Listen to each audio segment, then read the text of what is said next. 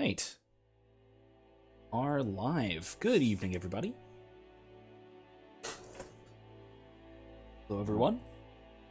Are we?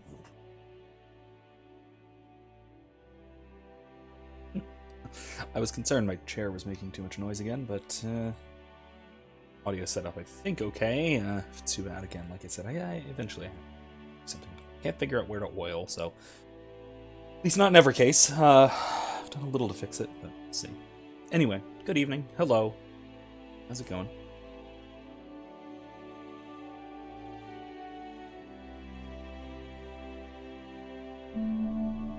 Let's jump into things as we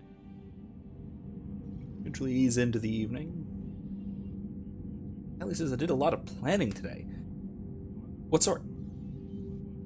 Overall big life stuff or plans for the weekend? Kind of either one. Either one can be a lot to do, you know.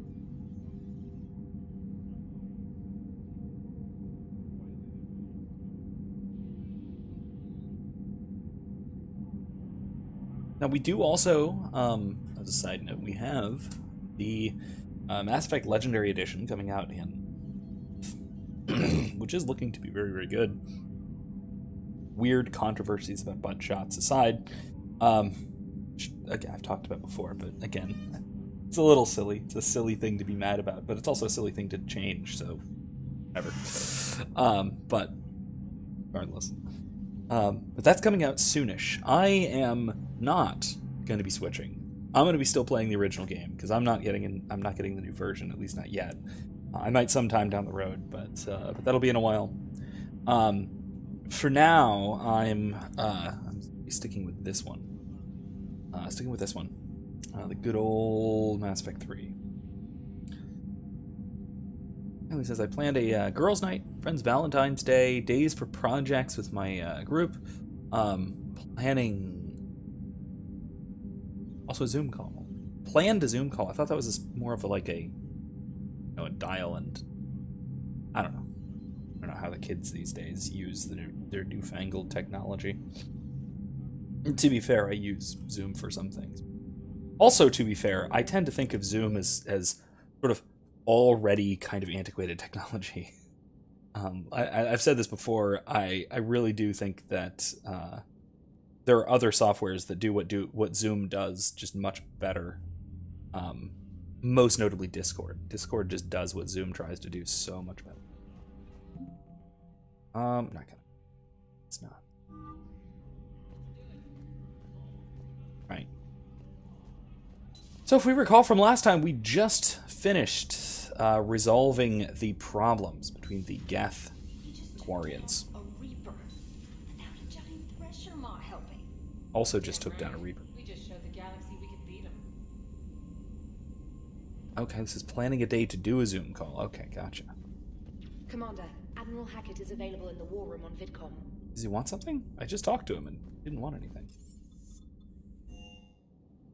I did just talk to him at the end of last stream, so that's enough. I do really think that the Discord does a better job for most of the things that Zoom does. Let's check everything. My oh my. Alright. Tally says, I've found work to do. Shepard, I just wanted to let you know that I'm going to join Adams in engineering. We ought to stop by and say hello. It seems like the best place for me to help as long as I'm coming with you anyway. Just drop by when you have a minute. Will do. Diana Allers. Maybe hard to believe what we just went through, but the rest of the galaxy is barely aware the Quarians ever went into the Veil, let alone started a war with the Geth. We're sitting on a major piece of history here. I have material from all the players except you. Could I get into your cabin for an hour and get your thoughts on Vid? Diana, sure, why not? Talk to a reporter about classified intel. Nothing can go wrong, it's fine. Callie goes on to say, because I haven't seen my best friend's faces in ages, and I wanted to do a Zoom call, so that could happen. Then we plan to get together sometime next month. Okay, cool, awesome. I mean, I don't know. I don't know why this strikes me as odd. That should seem normal, but it seems like that sort of thing is the kind of thing where it's just like, hey, I'm bored. Yo, get on Zoom, kind of thing or whatever. But Yeah, I don't know. Maybe that is the new. Maybe that is the new like hanging out thing that you do have to schedule, I guess, these days. But I don't know. Again, I'm not. I don't know. The world is bizarre, as we all know. So, and not in a comprehensible or good way, but. All right. Admiral Hackett, Commander Shepard. I'm ordering the Normandy into dry dock on the Citadel for much-needed repairs. You've seen a lot of action lately and needs a little TLC. A small army of techs will take care of the details once you arrive. So let's get your crew out of there. You're all on shore leave, that's an order. We need everybody at their best. One more thing, Admiral Anderson has an apartment on the wards. Head over there when you arrive, I hear it's a nice place. Admiral Hackett. This is the thing that I promised we would do this time. So after we talk to everybody, after we do one or two little tiny side missions, straight to the Citadel for some R&R, shore leave. Overall, just have a nice time, you know? The meme in the thumbnail, I promise, has nothing to do whatsoever with what's to come in this DLC. Kelly says, now, lol, it's more of, I've missed them a lot, and they're, like, family, and I've missed their faces and voices, and just having a good hangout with them. Yeah, no, like, I totally get that. I absolutely get that. 100%. Yeah, I feel like I'm speaking of Discord, I'm a little surprised that the whole like Discord voice communities hasn't really taken off these days more than it has. I mean, it has a little bit, but I'm surprised it's not more of a thing where it's just, you know, a bunch of friends are in a Discord server and hey, there's just kind of often some people hanging out talking in it, you know? It seems like a thing to do. Seems totally like a thing to do. Should I start one? Should I start a Discord server, or is that... I don't know. I don't know if I have quite the community to do such a thing. I mean, I have one. I have a professional one for my classes. But that's different. That's a bit of a different thing. So let's talk to Diana, about our recent accomplishments. Trainer, can you send up Diana Allers? She wants to talk to me. She's on her way, Commander. That sounded so passive-aggressive. I'm sure you've got a million questions. I narrowed it down to 40. Let's see how you do with the top 10. Commander, the last time most of us heard about Geth, they were attacking the Citadel alongside Sovereign. Yes, and you should know that was a minority of the Geth. Most of them are not hostile to organics. Is that how you explain that they're allies, and no longer dangerous robots who stick humans on spikes? Yes, that's exactly how I explain that. Okay, I totally see this guy. This is like even before the bad 2020 thing. Text my group chat and be like, I miss your face. I definitely see that, especially that's a thing. Gotta hear how I say it. That was more in terms of I miss your face. No, I know exactly what you mean. That is a common enough turn of phrase. No, Geth are misunderstood mostly. Actually, no, they really are. It was a weird splinter group, and that there's that whole programming thing. So what you have to realize is that despite their reputation, most Geth are not inherently violent. The Quarians attacked them. The Geth fought back in self-defense just like any organic would. Now that we've freed the Geth from Reaper control, they'll want payback for their enslavement. But you're going to take an army of synthetics to fight Reapers with untold hacking abilities. What's keeping the Reapers from reprogramming the Geth like they have before? I feel like Judy Hopps, like awkwardly defending predators. Who remembers Zootopia? That's the vibe I'm getting from. The Geth are extremely intelligent, and they've put incredible thought into solving this problem. They're not going to turn again. I'd bet my life on it. Literally. Now here's a question from a Batarian on Omega. Commander Shepard, if the mass relays can be destroyed... So did I miss anything? Do you have any questions?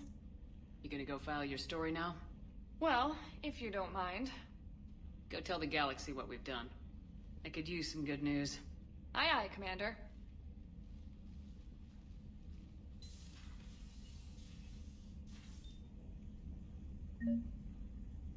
All right. Cool. So, let's head downstairs. Talk to everybody else.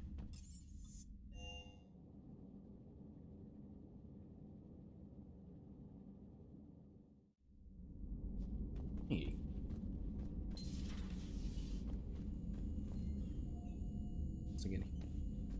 So on the note of things coming up, what's this? Oh. Hey, information on some of Caden's students. Nice. Is he around? Don't know where he's at.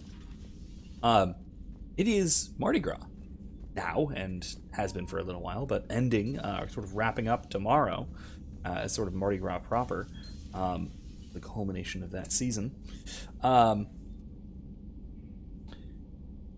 So that's always something that I'm interested by. It is. I do love inversion festival type things. Shit. Thought you were bluffing on the flush. Good for you. Cannon, Lieutenant. Yes, sir, Major Olenko, sir. Rude. Mardi Gras is coming up, which is always fun. Always a good time. This year's weird, obviously. But it's not the first year that was weird. If you remember this, this is a video I made almost a year ago at this point. Last Mardi Gras, actually last Ash Wednesday, following. It's in the description. If you have not seen it, I highly recommend checking it out, because it talks about a lot of what is so strange about our cultural landscape, especially with respect to things like Mardi Gras, Lent, Easter, seasons, in other words, liturgical, celebratory, and solemn seasons. All right. So, why I say this year isn't the first year where things are super weird is because last year, Mardi Gras, and this has been going for a long time, at least in the US, Mardi Gras has been kind of starting on Fat Tuesday, only to extend more or less through all of Lent and into Easter. This is something just bizarre, where my symbolic eyes light up with this sort of thing to notice that our culture is sort of on its head. It's upside down. We live in this upside down kind of clown world where everything is weird. Everything is the way that it shouldn't be. Mardi Gras is supposed to be this big inversion festival where everything is wacky and crazy and off the wall. But last year, there couldn't be much that was wacky and crazy and off the wall compared to what was already just going on in the world. The big... I mentioned this in the video, and if you remember this from last year, it was hilarious, but the big, the major, almost centerpiece float of the Mardi Gras parade in New Orleans last year was an Epstein didn't kill himself float, which was Jeffrey Epstein being strangled by Hillary Clinton on a big 20-foot tall float. That's hilarious. Don't get me wrong. It's amazing. But Mardi Gras is supposed to be this weird inversion where we can do things oddly, where we can speak truth to power when we usually can't. But Epstein didn't kill himself had been a meme already for months and months and months. Right? It's not like this was out of the ordinary. It's not like this was some weird inversion of the way things usually are. It's not like a jester kind of holiday. That's just kind of stuff people have been saying all the time anyway, you know? And so Mardi Gras kind of becomes normal. It's just another Tuesday. Even though we try and carry it on throughout what should be a solemn season, Lent. And then look at it this year, right? Look at Mardi Gras this year in New Orleans. Right? Bourbon Street is all blocked off, closed down. No one's allowed outside for Mardi Gras. Now that's an inversion. I've seen one. I don't know if it's the kind of inversion that we should be expecting, but it is the kind of double inversion that we kind of have to see coming in a weird times like this. Shepard, I'd deal you in, but Vega just cleaned me out. Oh, come on. That really as deep as your pockets go? No sentimental crap stowed away? Investments? I got some land on the Sunshine Coast I could put up. I'll pass. Hey, Commander. Alright, well, before Caden loses his shirt, what's gonna happen? Ellie says, Mom and I are giving up heavy cream for our coffee for Lent. So, Does that mean you will be just drinking your coffee black, or does that mean you will be just Another cutting back Reaper on the gone, coffee? And peace between the Geth and Quarians. There's two ways you can really do that. And now my people have a world to fight for. Something they know will last forever. So long as you and the Geth remain good neighbors. They're not our servants anymore.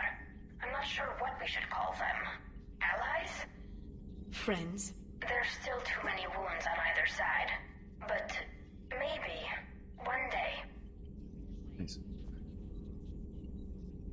What, Riley? Wait, what? As for Lent, I have tried giving up coffee before.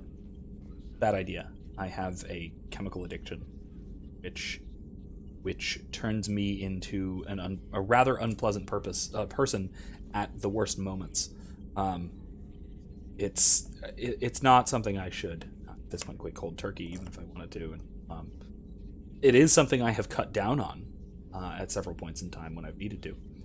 Maybe it would be about time to do that, possibly. But it might be worth thinking about. No, for Lent, I've kind of picked up this thing where instead of giving something up, I'll pick something up. I'll pick something up. I'll take something on. And so for Lent, I'm planning on daily Latin scripture readings, both as a devotion and then also as language training. Okay, yeah, this is for Caden's old squad. Good. Possibly stuff we can go do. Hey, Geth are showing up. Showing up places and hopefully not getting shot at. Anything new here? Oh yeah, Geth resistors. Kylie says pretty much just black coffee, because I would go crazy if we gave up coffee for Lent. Yeah, that's the same. We also have dairy-free creamers that are also keto, so we're going to use those if we want any creamer. Oh, well, that's not that much. Give up. I thought you were just going like from basically coffee-flavored milk, which a lot of people will go with, to coffee, as it were. That can be a really significant sacrifice, especially if coffee is something you're not used to. All right, so Geth resistors can be built into human armor. So increase the damage output or improve shields. Interesting.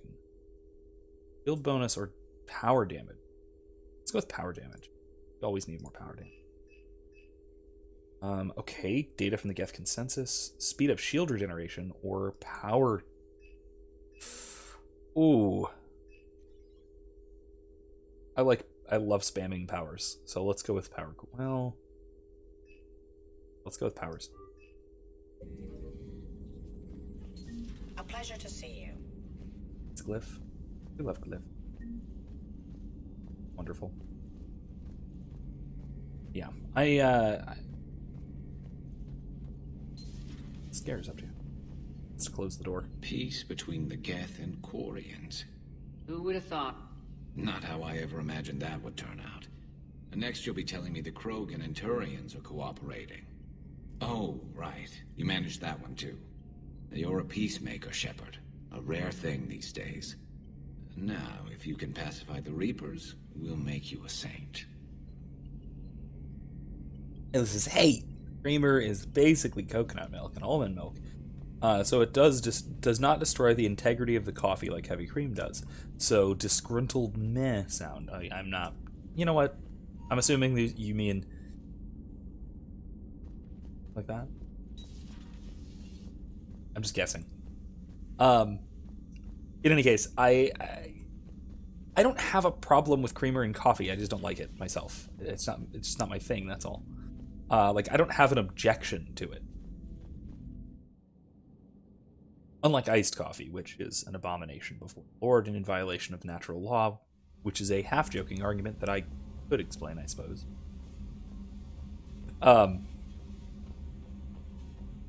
It's funny, I used a good coffee example last week to explain chains of being stuff.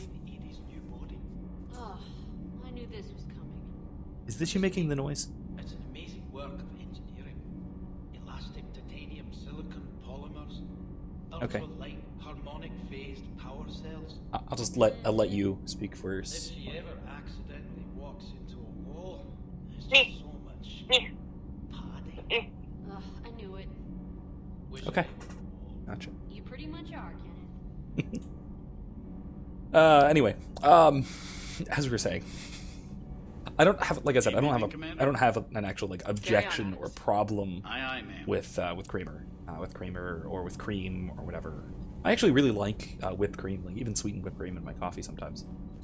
So I'm not gonna like Power grid is in the green. say that it's evil or anything. Just not my thing usually. Irish cream is my thing sometimes. And tell you one thing, this is Lent is not the time. Mardi Gras is definitely the time, but Lent is not the time for me to be talking about this. One thing you can do is get a can of sweetened condensed milk, throw it in a crock pot, put water, fill it up with water, fill the crock pot up with water over the top of the can, and just turn it on low overnight. Caramel. Instant caramel sauce, wonderful in coffee. You're welcome. Can't be. Not No. instant, 12 hours I or so. guess that's right. Hey, Tally. How's it going? Oh, sorry. I didn't hear you. I just got communication from the fleet. Sorry, from Rannoch. In the old days, I'd send any new technology I found back to the fleet. I should probably be doing that with the agriculture samples now. I don't know anything about raising crops. How are your people doing? It's crazy. The Geth are helping, setting up housing, adapting power systems. They are doing in weeks what would have taken us years. Geth are even uploading into the suits of Quarian volunteers. They're rewriting environmental functions, jump-starting our immune systems. Oh, sweetened condensed milk is no bueno for potato. Oh, I bet. Yeah, that's mostly sugar. So, yeah, maybe don't do that. Anybody else listening though, you're still welcome. It is great. I need to do it again. I think I actually have a can somewhere in the pantry that I should do that with soon. That doesn't seem possible. The Geth are software, not hardware. They can transfer themselves from a normal body into anything with enough processing power. They're mimicking infections, so the host can adapt without getting sick. It's like making a vaccine. Okay, so Kylie says we made keto chocolate lasagna, though. Isn't that just cake? Chocolate lasagna just sounds like cake. If there's actual noodles in it, I'm disturbed. So the Quarians won't have to wear those suits anymore. It doesn't seem possible, but yes, in a few years, with Geth improvements, we won't need them. We might still wear them. The suits have become part of our society. But a rupture won't be a death sentence. Today, on Rannoch, there are Quarian children who will grow up healthy and strong, thanks to the Geth. That's awesome. They owe that to you. No. I'd have killed the Geth with no regrets. And I'd have been wrong. Thank you. That's pretty awesome. And that's really cool too. With the Quarians' weakened immune systems, the Geth are effectively like they're acting like vaccines, I guess you could say, something like that. Like digital alternative vaccines. Another Reaper has died. You are proving that humans are capable soldiers. That looks But like I cake. question this peace Totally looks you like have cake. brokered. Looks good, but No looks like such cake. thing is possible between machines and organics. I would have destroyed the synthetics without hesitation. And these Quarians, let's just hope they are reliable allies. It is difficult to trust a species that hides behind masks. Gotta hand you that, Javik. Gotta hand you that. Takes on... I was gonna say that takes on a whole new meaning now, but no, it takes on exactly the same meaning. That's how civilized society works.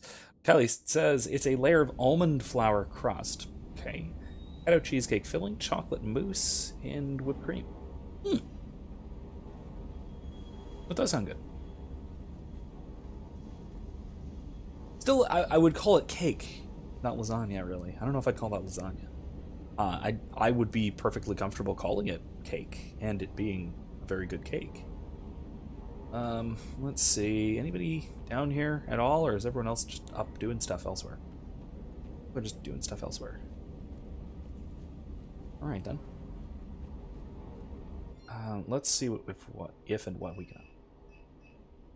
Still's nice, but no.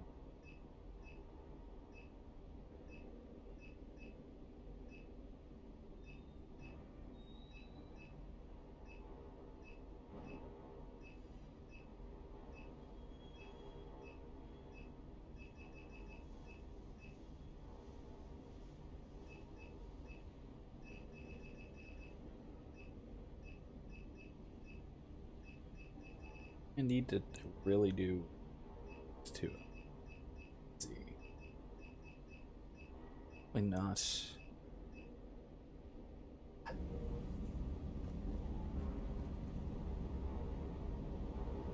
All right.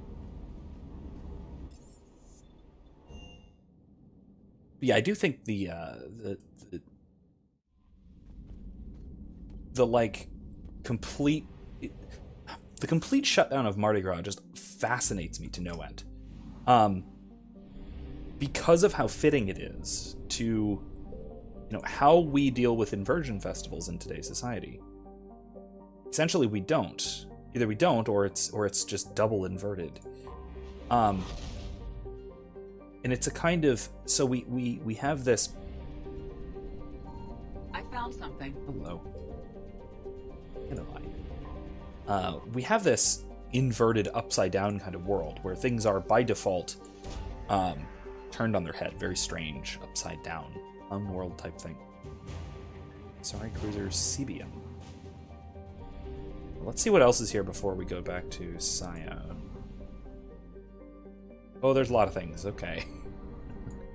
There's a lot to do. All right. In any case, though, right? Come on, there may be materials we can salvage in this area. Yoki.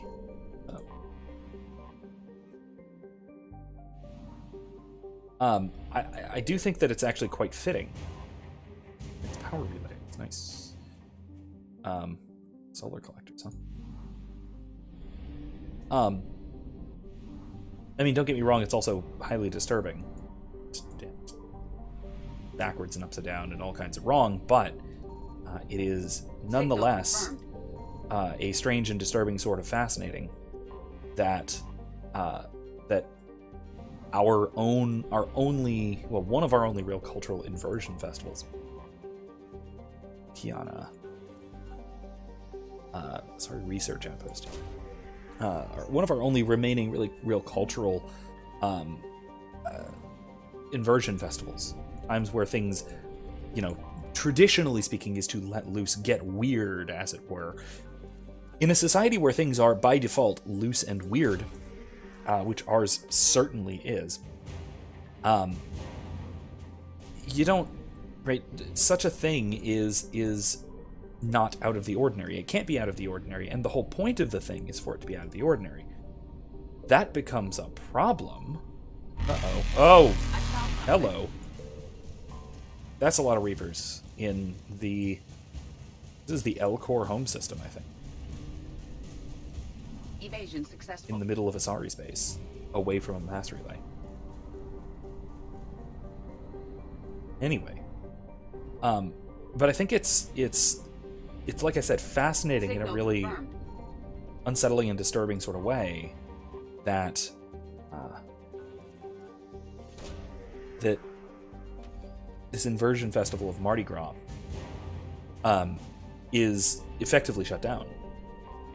Because what's especially, I mean, of course it would be. Just this is sort of the natural outgrowth, the natural result of how our culture treats these sorts of events and these sorts of festivals, because it doesn't have a place in our culture. So this comes down to what I was saying last year. Right? Again, link in the description to this video I recorded on Ash Wednesday last year, which was really talking about why is it that what do we do on an inversion festival in a world like ours, where things are already inverted from their normal sort of liturgical manner, right? And it's, what do we do is, well, it's a double inversion is what can happen, but a double inversion is a very specific sort of thing. Against, this is Reapers, isn't it? I think. Let's go with Caden and Leora. Yeah. Looks like this, Caden and Leora.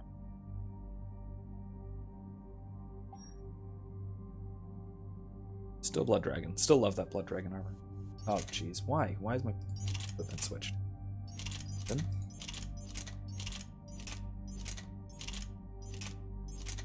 Saber.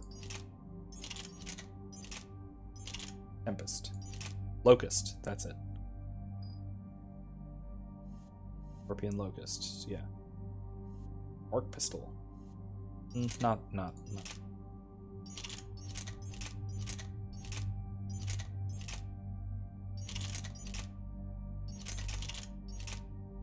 Acolyte.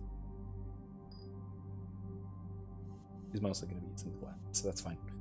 Kylie says Dade City still having a Pasco County Fair. That's good news. That's always good news. That's definitely good.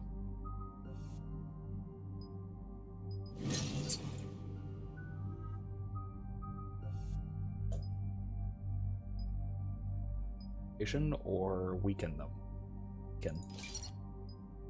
And merge or armor. Well, let's do this.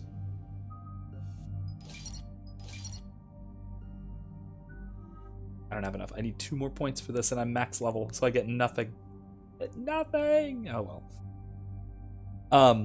But yeah, that is good. But I will say, I mean, Mardi Gras is a New Orleans-y thing, so that's where it is, really. What happened to the troop station there? Unknown, but no fuel means no fleet presence in this theater. The enemy will operate unchecked. I need you to get in there, find out what's going on, and get those reactors back online. Captain Riley's on site doing preliminary recon. She leads one of our top engineering teams. We'll get to the bottom of this, Admiral. Good, hack it out.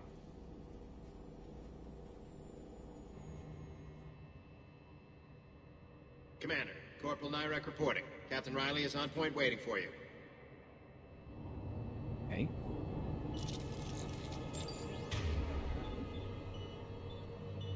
On it.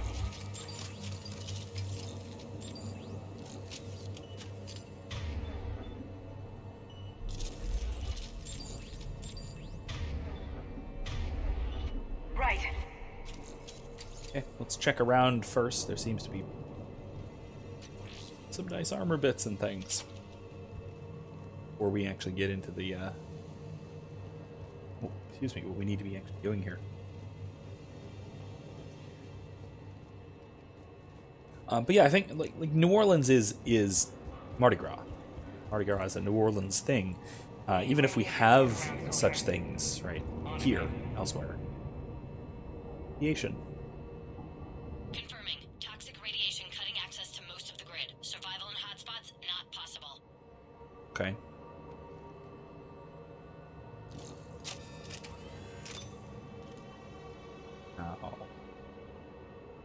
There.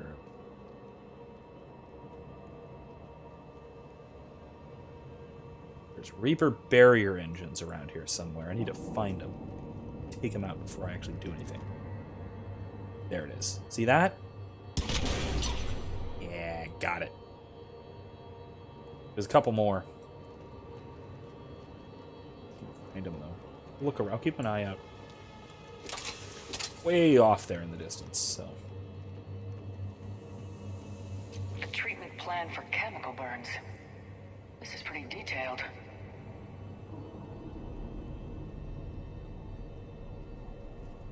Maybe. Up in the rafters. And maybe I'm misremembering. Oh, there it is. Here's another one. Alright. Thought there were 3. There might be another one up somewhere. Gotta keep it up.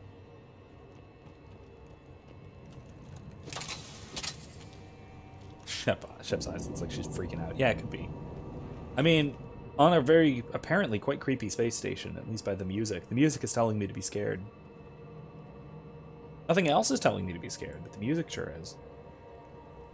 Well, I mean, not nothing. The radiation leak is telling me to be scared. Not. Alright, maybe that's it. We see somebody getting barriers all of a sudden. We'll know we missed one. Switch to pistol. Captain Riley? Commander, it's an honor. Commander, Captain Riley has me scanning the facility. It's a dual reactor system, so you'll have to break up into 2 teams. Roger that. The fuel rods for both reactors need to be unlocked before we can initiate a restart. Your route is blocked. Captain Riley's man is working to clear the obstacles. Understood, Lieutenant. Got it, Captain. Good work, Coslow. I'll take it from here. Ready your team to hit Reactor 2, Captain. Got it. We'll cover you till you're clear. Okay, so we need to move things aside a bit before we can get through.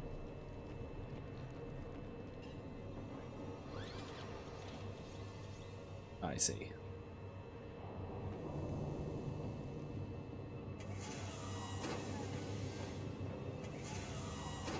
Pick that up. Move it over. Team 2 moving out, Commander. Good luck, Captain. Something terrible happened here. I'm feeling an ambush. Just stay sharp, people. Maybe it's the creepy music you're hearing, too.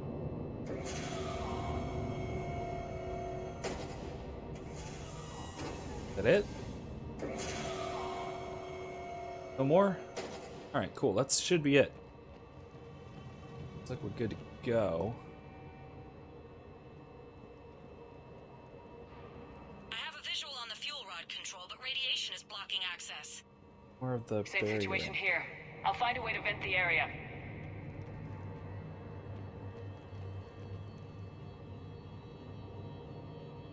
I swear, I thought there was another one.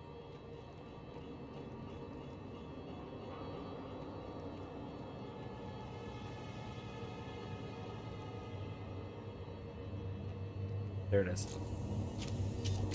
Is that it? Just a control panel. Okay. Let's come up.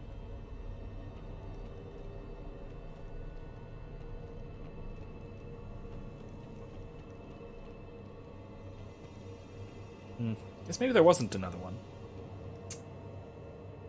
Just crazy.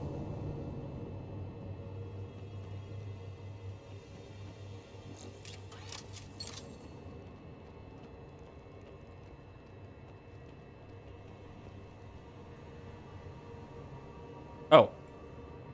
There it is. Got it. Anyway, so there's that. Anyway, so what I was saying, there's the weird inversion is all over our society at present. Right? So much about our current social landscape is upside down. It's backwards. It's inverted. It's weird. People are doing sort of the opposite of what they would be expected to do from their political or cultural alignment. Reactivation is impossible. Fuel rods must be unlocked. Okay, well, let's go do that, I guess. So traditionally, in any sort of sane society, the right, broadly speaking, so that is, conservatives, whether that, and again, a broad sort of coalition of that. I don't just mean, Republican voters. I mean people who are temperamentally conservative, people who are politically conservative, people who are religiously conservative, etc., etc., etc. This looks like ventilation control. People who are sort of on the right Let's unlock those fuel rods. would ordinarily, under sort of sane circumstances in a normal world, in a world that's right side up, so to speak. Fuel rods unlocked here. Wait a minute. Commander, Captain, checking movement in your areas. Great. Defensive positions. Enemy inbound. We're ready for them. Damn it, how did I miss one?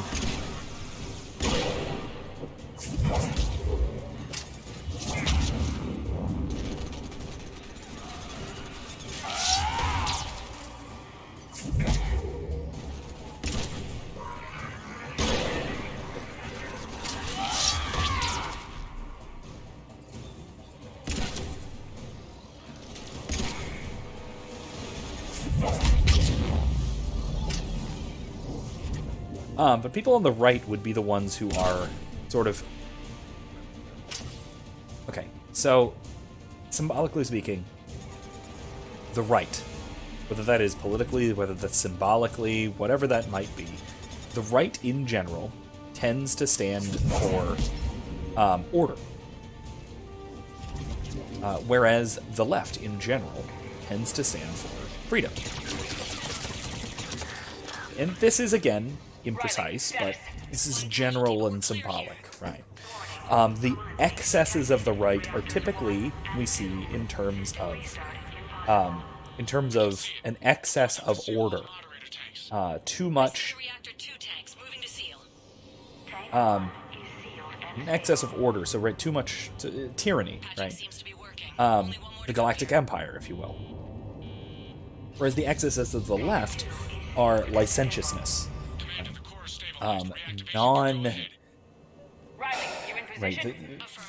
Chaos. Chaos. Destabilization. And so we have traditionally, again, the right, which stood for order, organization, purity, even, in terms of sort of Jonathan Haidt's moral foundations, right? Things like that. Purity, obedience, cohesion.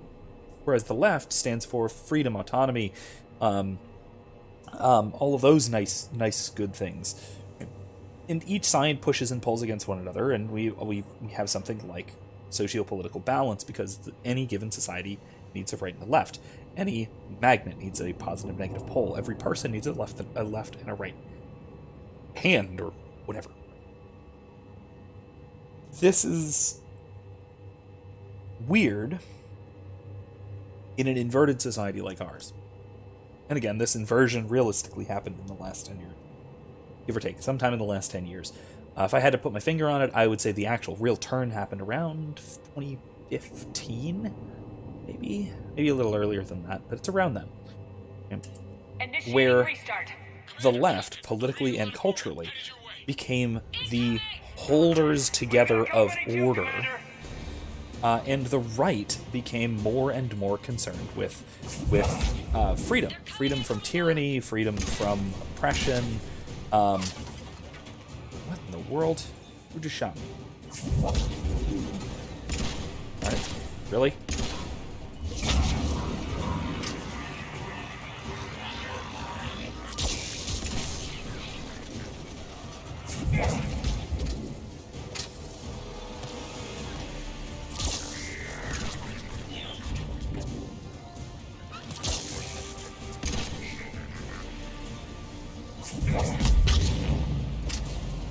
Love this gun.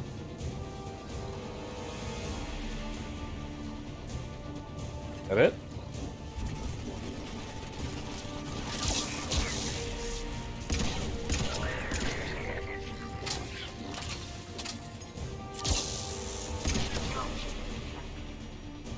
Okay. Commander, we're being overrun.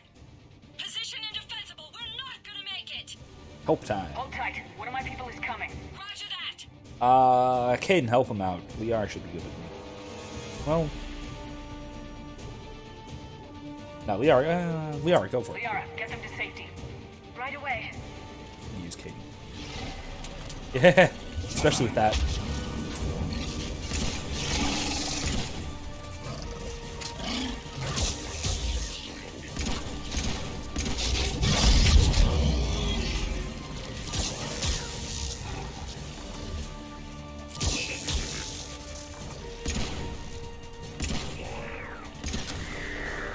There we go. You're clear for the moment, Commander. Can't raise Captain Riley. What about Liara? Nothing, Commander. No one's answering my hail. But I'm tracking some movement toward the pickup point. Finalize the restart, then we can rendezvous there. Will do. Do that. Oh, right here. Anyway, so what I was saying is this weird inversion happened where we have the right acting like the left and the left acting like the right. at least from a symbolic or cultural standpoint. We have the excesses of the left are becoming tyranny. The excesses of the right are becoming licentiousness and allowance for chaos, right? Where we see the left restraining things like free speech, restraining things like movement of people, which, I mean, look back any more than 6 months. Restraints on the movement of people has always been a right-wing platform. That has been a Republican thing. I think border control. But suddenly, it's the left that wants to keep people in place, have this fear of, yes, a virus, but symbolically speaking and politically speaking, impurity, which is a right-wing value. It's a right-wing thing. We have this flip that's occurred. And, I mean... Restart is complete. Reactor fully powered and operational, Commander. Get on through here. Is that it? There would be more fighting to do. Oh, I think there is right here at the end. Maybe not, though. You guys? You all good? Commander, you saved our asses. Oh, yeah, that's it. My team is in your debt. Thanks. Cool, we got him. I thought that would be harder. There was a boss at the end here. In Banshees or something. It's not. Anyway. So, yeah, let's call it there. Well done. Report back to the shuttles. So, what's weird about this, again, is like I said, when we have the inversion of society, when we have the margin becoming the center becoming the margin, and all of this, The entire theater would be at risk. things have to be weird and just shift more. I'm allocating a task force to maintain and defend the facility. If the Reapers come back, we'll be ready. I read Captain Riley's report. It says she and her team wouldn't have made it without you. I'm glad I could help. I'll keep you posted on new developments. Hack it out.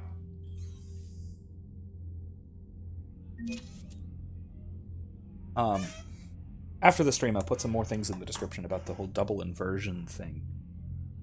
And what kinds of weird things that might cause.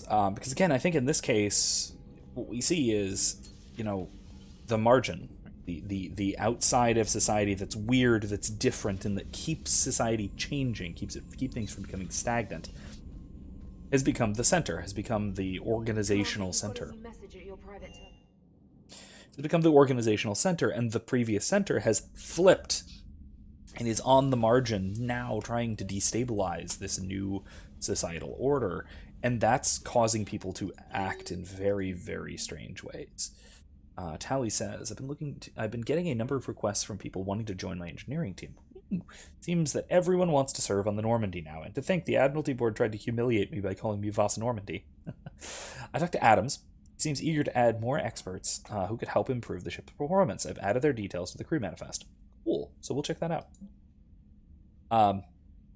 Commander, with assistance from the Geth, our fleet is nearly back to full strength. We have focused most of our efforts on providing evacuation assistance and support for the Turian fleet, but Geth harass the Reapers. Even with our newfound peace, it seems foolish to risk an incident by putting our forces in closer proximity. I understand that from Admiral Zen, the Crucible project continues well, though Zen herself seems, dissatisfied with the technological capabilities of the device. Of course she does. Though eccentric, she's also brilliant. Hopefully, you will find some way to improve its functionality. I would never have believed you could talk hand down, Commander. Take care of Talizora for me, Keela Salai, Admiral Shalaran Vasvrana. Let's do this, then. Let's make Tally our chief engineer. Lenko is our marine officer, executive officer. Yep, that's not going to change. That's going to change. Is it going to change either? Ooh, platoon. Rate us to a platoon. Alright. Alright. Barman. Let's keep him. Engineering. Alright, who do we want as our 2 engineer specialists? Alright, so, before we do this, to finish up, right, to wrap up what I was saying, right, I think that kind of put a bow on all of this and relate it to Mardi Gras again. The whole thing with Bourbon Street being completely closed down for Mardi Gras, which is like unheard of.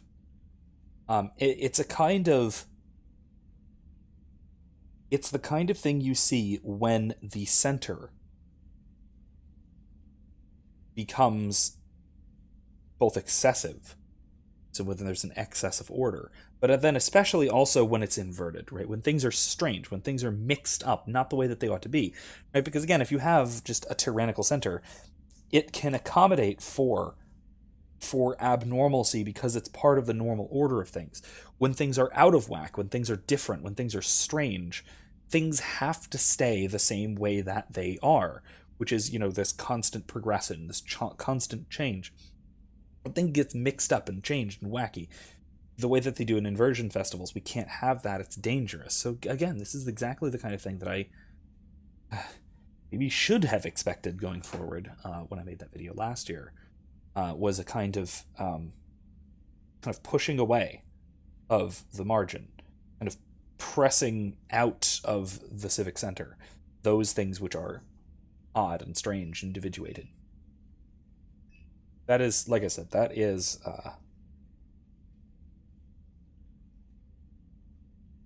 maybe I'm making too big of a deal out of this, and maybe there's not much more to read into this. But again, I tend to think that there isn't any case of anything where there isn't anything additional to read into it. There is no symbolic significance of what's going on. There almost certainly always is a symbolic significance of to what we see going on. Even if there's also a practical explanation, there's almost necessarily symbolic significance to it. All right, so we could have a virtual geth, improves our thruster module, where they wouldn't have to have a nice, they wouldn't have to have a hardware geth. That'd be kind of cool. And Rador of Us Tabra, installation and maintenance of Quarian Ezo Afterburner. It's pretty cool. Sounds neat.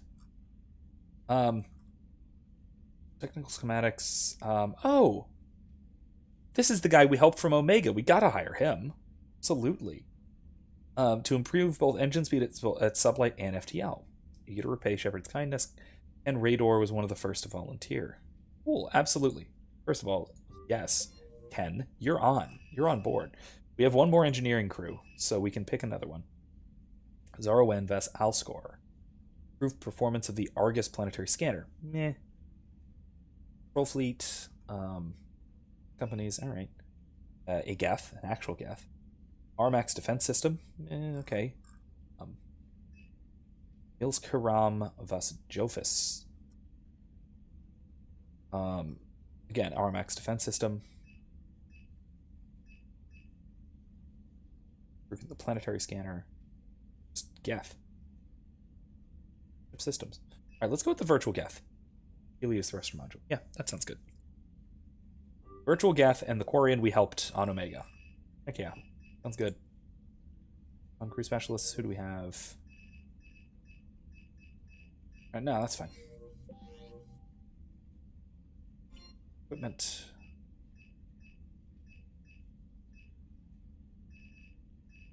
I like the Grizz. I hate that stupid. Either? Nah, they're both Atlases. Alright. Sweet.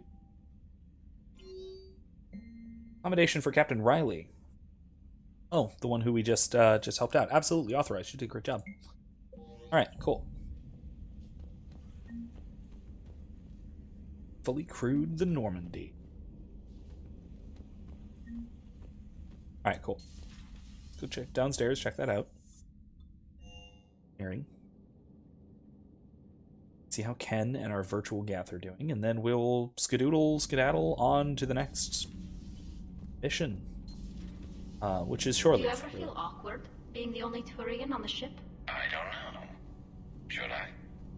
I just mean not having anyone else like you around. Doesn't seem to bother Liara. But she can eat their food. That's cute, because I won't spoil it. Good to see you. Alright, anything I want to get?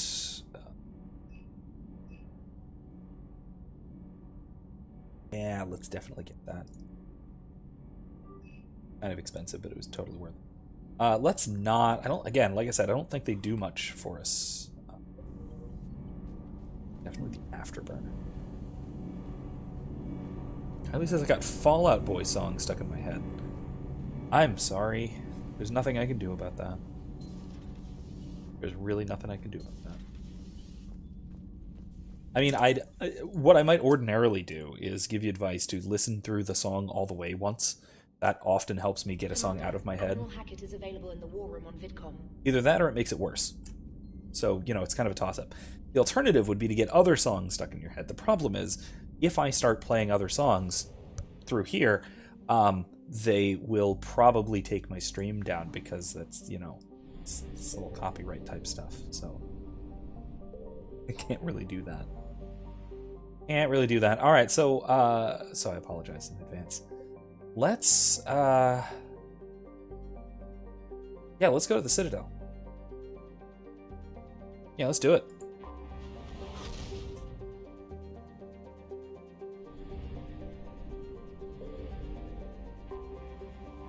Go.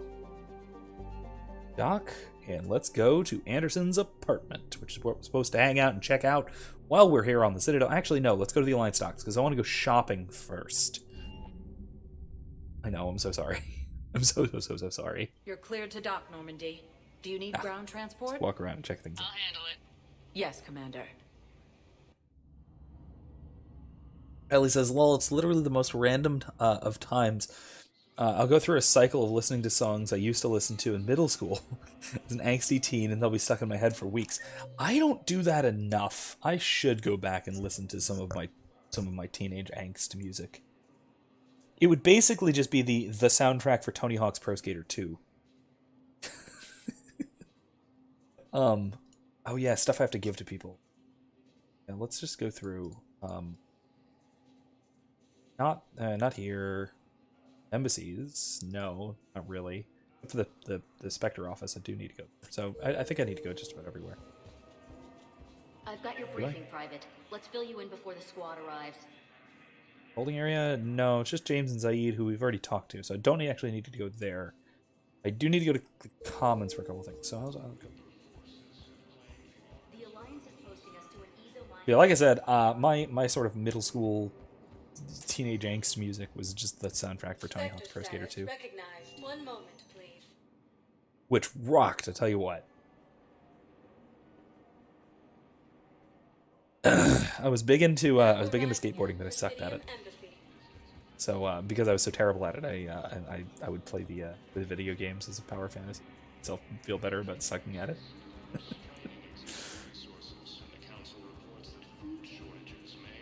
Don't get me wrong; it was still fun to not very effectively go off ramps and try desperately to kickflip and stuff like that, but. Kelly says, I look back at my songs I listened to in my tweens, and I think I was a wannabe emo tween, didn't even know it. I couldn't tell you most of what I listened to because... Human, I must speak to you on behalf of my people. Oh, I need to go back to Dakuna now. Holding sorrow, Dakuna, my home world.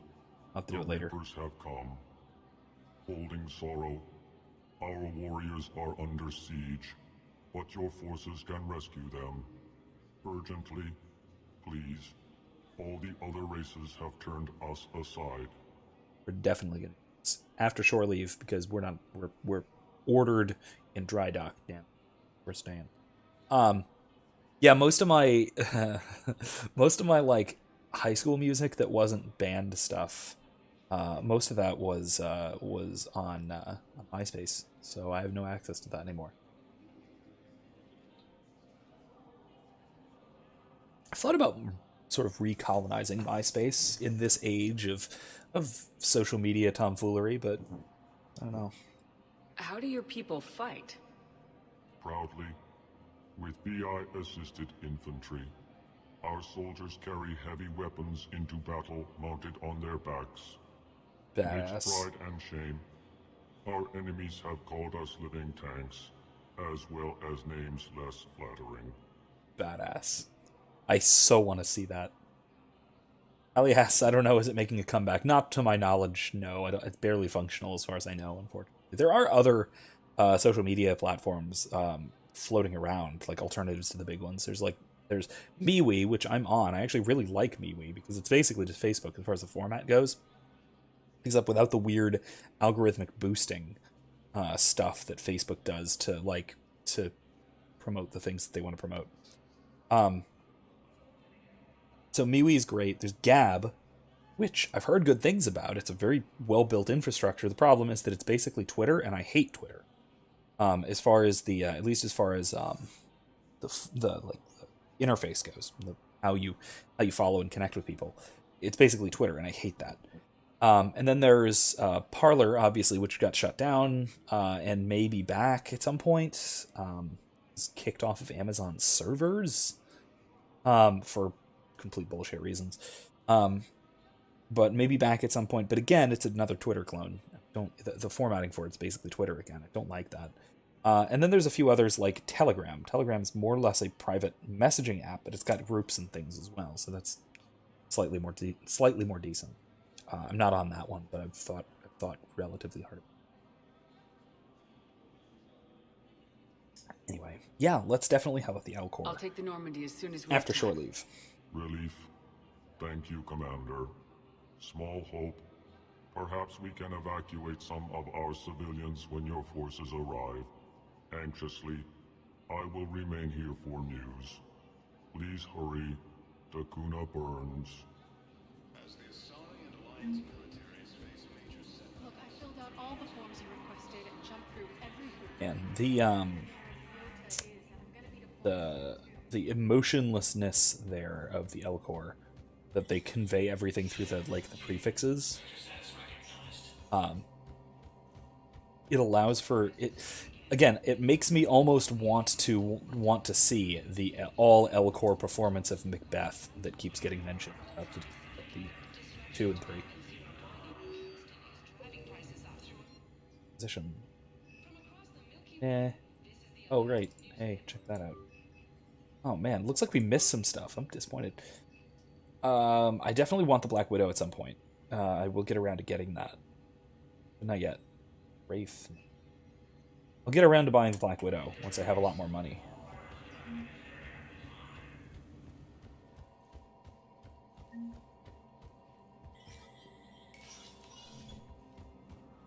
I'm not going to go do this yet because that's a major story mission and I don't want to start that yet.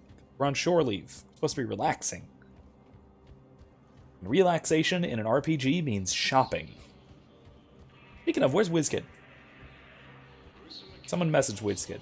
I'm doing shopping. It's his favorite thing to do in an RPG. One moment, please. Knowing that oh my god. Knowing mostly that I run a D&D game with him in it. Now arriving at ward level purgatory. Whenever we're in town, it's always wanting to ask about shopping. Wait. And I buy. You asked if I got heavy armor. I never said it was heavy armor. I don't think he's here yet. Should be, though. What am I supposed to... Who am I meeting here? Is there anyone interesting? Oh, no, there's not. Good. I've already talked to everyone here. Let's get out of here. Orchada, says the chat. You've summoned him. It might work. Could work. We'll see. We will see. Okay. Huerta. Someone just left. He didn't show up. What is this? Look at my analytics. What the heck? What have you done? At Huerta Memorial Hospital. Oh, hey. Excuse me. I recovered the Rings of Elune. They're waiting in Bay D24. That's wonderful. Thank you. My people will treat this miraculous find as a call to support their local hospitals. That's good. She's got this glow. And the Reapers. They did to her what they do to everyone. She's covered in... I don't know. Glowing. She reaches out. Her eyes go black. And she touches one of the farmers and he just... dies. They panic. She rips them apart. Sometimes touching, sometimes opening them up with biotics. The humans are turning into liquid. And I'm there, in my towel with no gun. And husks start pouring through the door. Goddess. So I ran.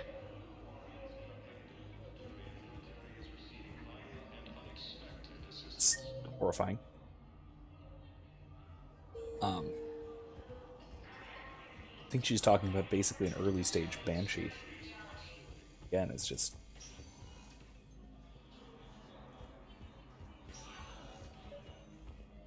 I came across this treatment plan at a chemical plant. Could it help? Treatment? What is... I've never seen this kind of process before. Huh. Probably experimental. It's a long shot, but let's run some tests and see if it might work for our patient. Awesome. Alright, now, let's get out of here.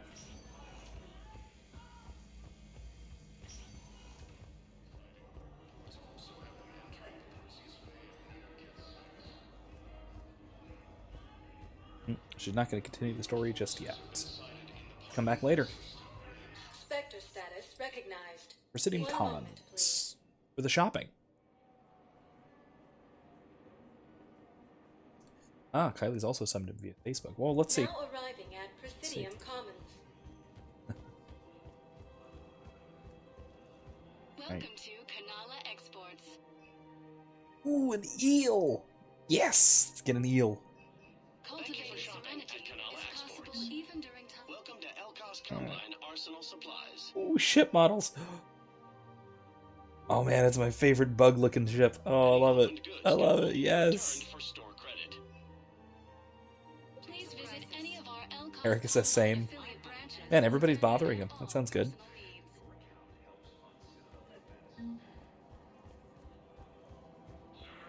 Well, you're doing something.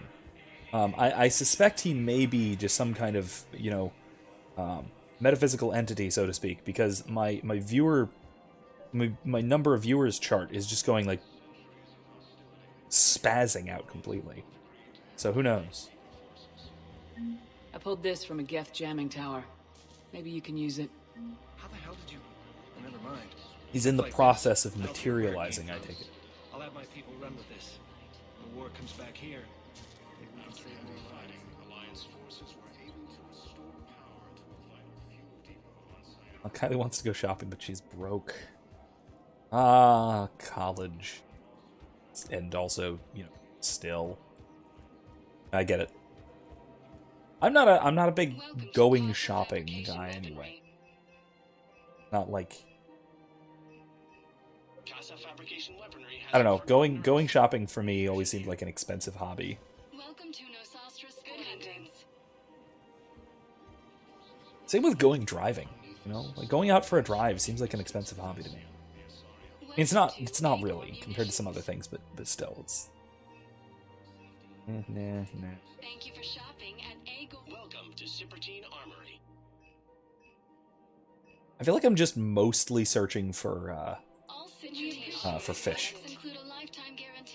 I feel like I'm just mostly searching for fish. Ellie says there's like 3 people watching from what I'm seeing on the title thingy, so maybe?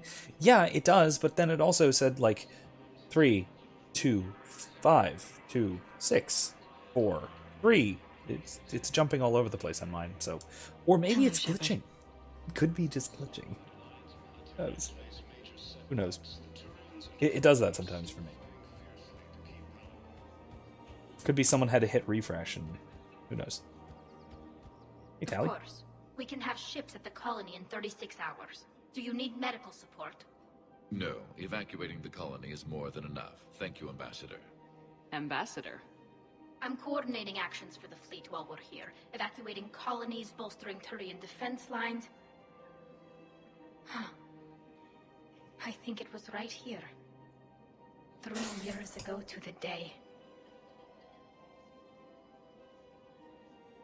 What? This was where Saren's assassins fired at me. I'd just gotten to the Citadel. I didn't think I needed my barriers up. My mistake. I remember that. This is before we saved her.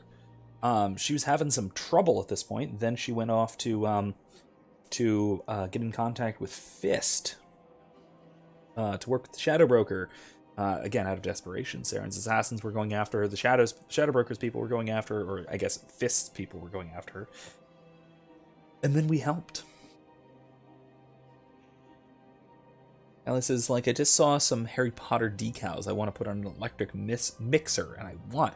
That is a weird thing, but I get it. Every once in a while, you just got a thing that you want to do some other thing with. And it's just, that's a thing. You want it, right? I get that. I understand completely. It's super weird in particular. Like, that particular instance is super weird, but I get the impulse. 100% get the impulse. Howdy Whiz Kid, we're shopping. We're almost done shopping, unfortunately, but we're shopping. Your favorite RPG thing. Also, we're talking to Tally. Your favorite RPG thing. / best girl. But yeah, my current thing that I'm seeking, my shopping thing I'm seeking, is stuff for our new minivan, which is a stark white Dodge Grand Caravan. So it is very, very, very, it needs something, you know? And because it's a Dodge, being kind of weirdly super reliable but low tech, old fashioned-ish, and because it's a big old minivan and it's stark white with black accents because of the windows and such, I'm just totally thinking, we've named it after my my Star Wars RPG character who's a clone trooper, Hush. Retired clone trooper, and because it just fits the personality of the vehicle so well. So I've been looking for clone trooper or Old Republic, Grand Army of the Republic stuff to decorate the car with. Like, I'm looking for a front license plate, which is like clone trooper helmet front license plate. I'm looking for like an antenna ball because it has an antenna ball in current year. It has an antenna. I mean, in current year, a car with an antenna. What? Anyway, I'm looking for that kind of stuff. Car stickers, maybe for the back windshield. I'm debating a few things. Maybe like the Star Wars family of Star Wars stickers. Maybe some Old Republic stuff, or maybe like battle droid stickers, like kill counter battle droid stickers. Maybe like a droid gunship or something like that. Anyway, WizKid says, this better be good. Darkest Dungeon takes a lot of concentration. Lol. Erica says, I can't wait for you to get to Stormhelm since you're all rich. It's very true. You guys have tons of money. And yes, those are my favorite RPG things, WizKid says. Guess what my favorite Red Dead thing is? Yes, we know. It's Mary Beth. Kylie says I should get some car stickers, and yes, I those in particular, they're kind of my ideas. How bad was it? Got me in the arm. They used polonium rounds. I was running a fever in minutes. Those don't exist anymore, I guess. It was the first time I'd been really hurt on my pilgrimage. I ran to the council embassy, asked for protection, offered the data on Saren.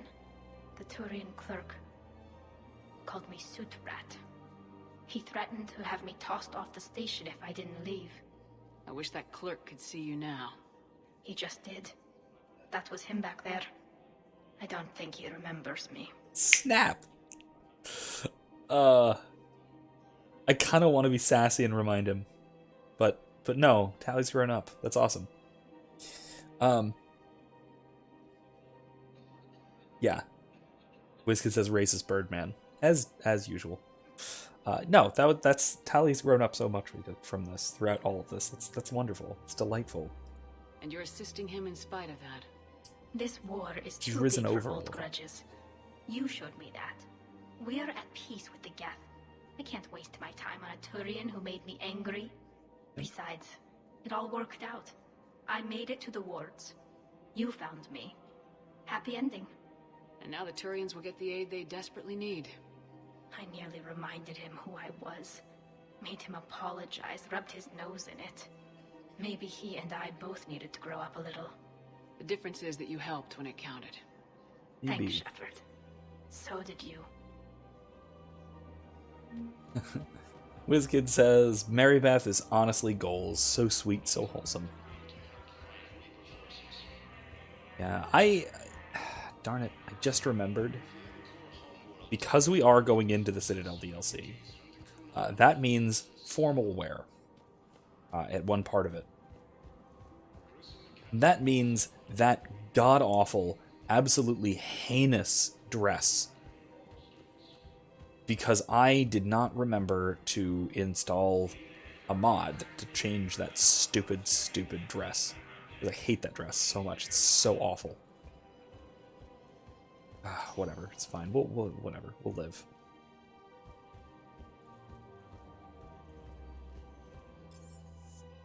No, not return to Normandy. Go to the apartment. Spectre status. One moment, please. The other taxi, I guess. Now arriving at docking bay D24. Oh, rapid transit. What? Really? Alright, fine. I'll just go back to the Normandy and then redock, I suppose. This kid says there's a dearth of good, wholesome girls in my orbit nowadays, so, you know. Yes, I know your orbit. At least your Facebook orbit. Not to knock your friend group, but you started it. Let's go back. But really, I can't just. You know, the Quarians have done pretty well with those suits. Maybe they can make something like that for you. Yeah, they have. Protective medical exoskeleton. I could even get one with racing stripes. So what's the problem? Well, it's like walking around in heavy armor. It totally screws with my spatial awareness. I wear heavy armor, and my spatial awareness is perfect. You crashed the last shuttle you flew, Vega. I need to feel my balance shift when I'm flying. I need to feel the ship moving with me. You take that away, I don't know. I mean, I'm good, but I'm not me. Yeah, I get that. Plus, have you seen Tally? Come on, I don't have the hips to carry a suit like that. Dearth means an unfortunate lack. Whiskey says, who says they're my friend group? I'm like Rain. I collect people, and they sometimes move away. So Kylie was talking about how she's been listening to My Chemical Romance a lot recently, too. Commander? Maximum dynamic pressure is approaching. Throttle down for minimal resistance. Thanks, Mom. If that is how you can. Wait, what? Oh man, I missed the snark. Darn it. Oh, jeez. Erica says, meanwhile, Ben can run around without dying. Yes, not necessarily without getting shot and breaking things. But, you know, that's more about the Admiral company. Hackett is available in the war room on VidCom. Let's get back onto the Citadel. Shut up, Joker. Fallout Boy, whatever. Oh, the two of them were snarking at each other. The Joker and Edie. Alright, let's go to the apartment. Let's check this thing out. Yeah, Joker and Edie were snarking at each other, being cute. Because it's what they do. Blueberry wine again, by the way. Cheers. Love this stuff. It's very, very good. Stella Rosa is the brand. I recommend it. Good blueberry wine. Commander, I've got Admiral Anderson on the QEC. Patching him through to you now. Shepard. Admiral, how you holding up? Space Dad. Day by day, Commander. Yeah. Hackett sent me a message about this apartment. I want you to have it. Take it off my hands. Are you serious? You need a place that's yours. Somewhere to recharge, clear your head. Kaylee wanted us to settle down there. Thing is, the longer I'm on Earth, the less I want to leave. And I want as few loose ends out there as possible. Like I said, you'd be doing me a favor. That's very generous. It's practical. We need you in the best shape possible. Rested. Focused. If you say so. Thank you. And make yourself at home, damn it. It's yours now. I'm sure I can manage.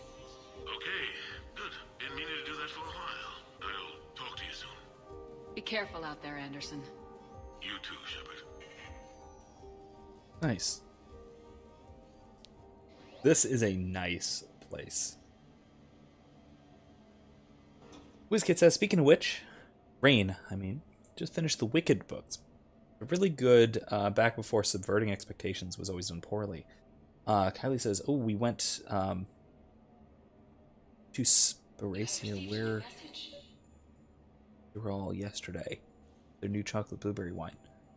Oh, Espresso with roll. Oh, that's the winery you've told me about. Nice. Yeah, I love the decor here. Oh, and you can kind of modify and mess with it too. You can mess with it a little bit, adding things, changing. You never asked me about this, but my wife just called. My ex-wife. Nobody likes to talk about the toll that long months apart can have on military relationships. She wasn't military. She couldn't handle it. But it's not even about military and non-military, damn it. It's space flight. Space flight. Finding the mass relays, miracles of engineering. Human imagination rising to meet our desires. We pay a price for that curiosity, that drive. Our relationships suffer. People we love suffer. But that's reality. And it's worth the cost. I must have thought it was. I guess I still do. In the end, you just have to hope you made the right choices.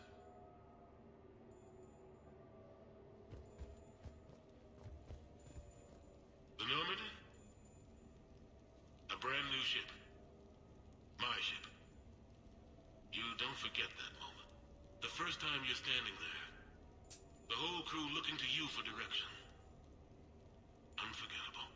I'd led men and women before that. Seen a lot of combat already. Always managed to find my way home in one piece. Do that a few times, you begin to think you know better than the next guy. Maybe you do, I don't know. But if you're lucky, really lucky, you find yourself on a good ship, in front of a good crew. A crew you can trust with your life. Gifted. Disciplined. Brave.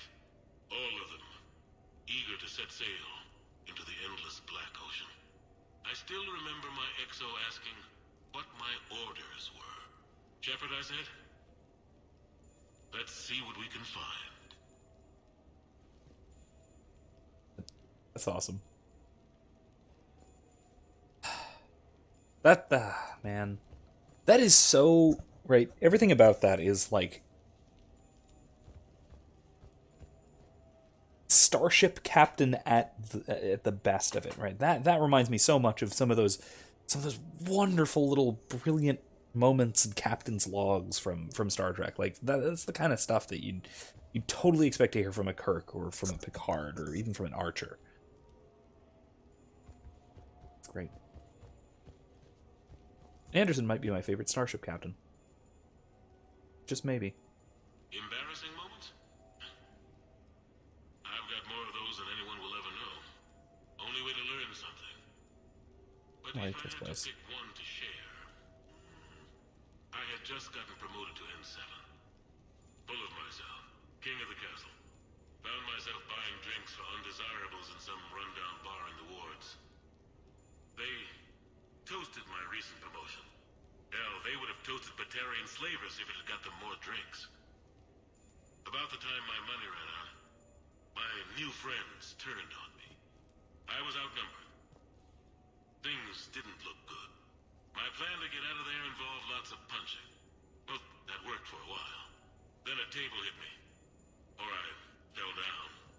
When I came to, I saw a Solarian putting the rest of the troublemakers down. A Solarian? Moved like a damn cat, I swear. When everybody was out cold. Or running. He walked over and helped me up. N7, he asked. Yes, sir, I replied. He looked over my collection of unconscious friends, nodding. Not bad, human, he said. And he walked away. I had met my first Spectre. Learned an important lesson that day. No matter how good you think you are, there's always somebody quicker, faster, and a hell of a lot smarter than you just around the corner. That little lesson's kept me alive more than once since then.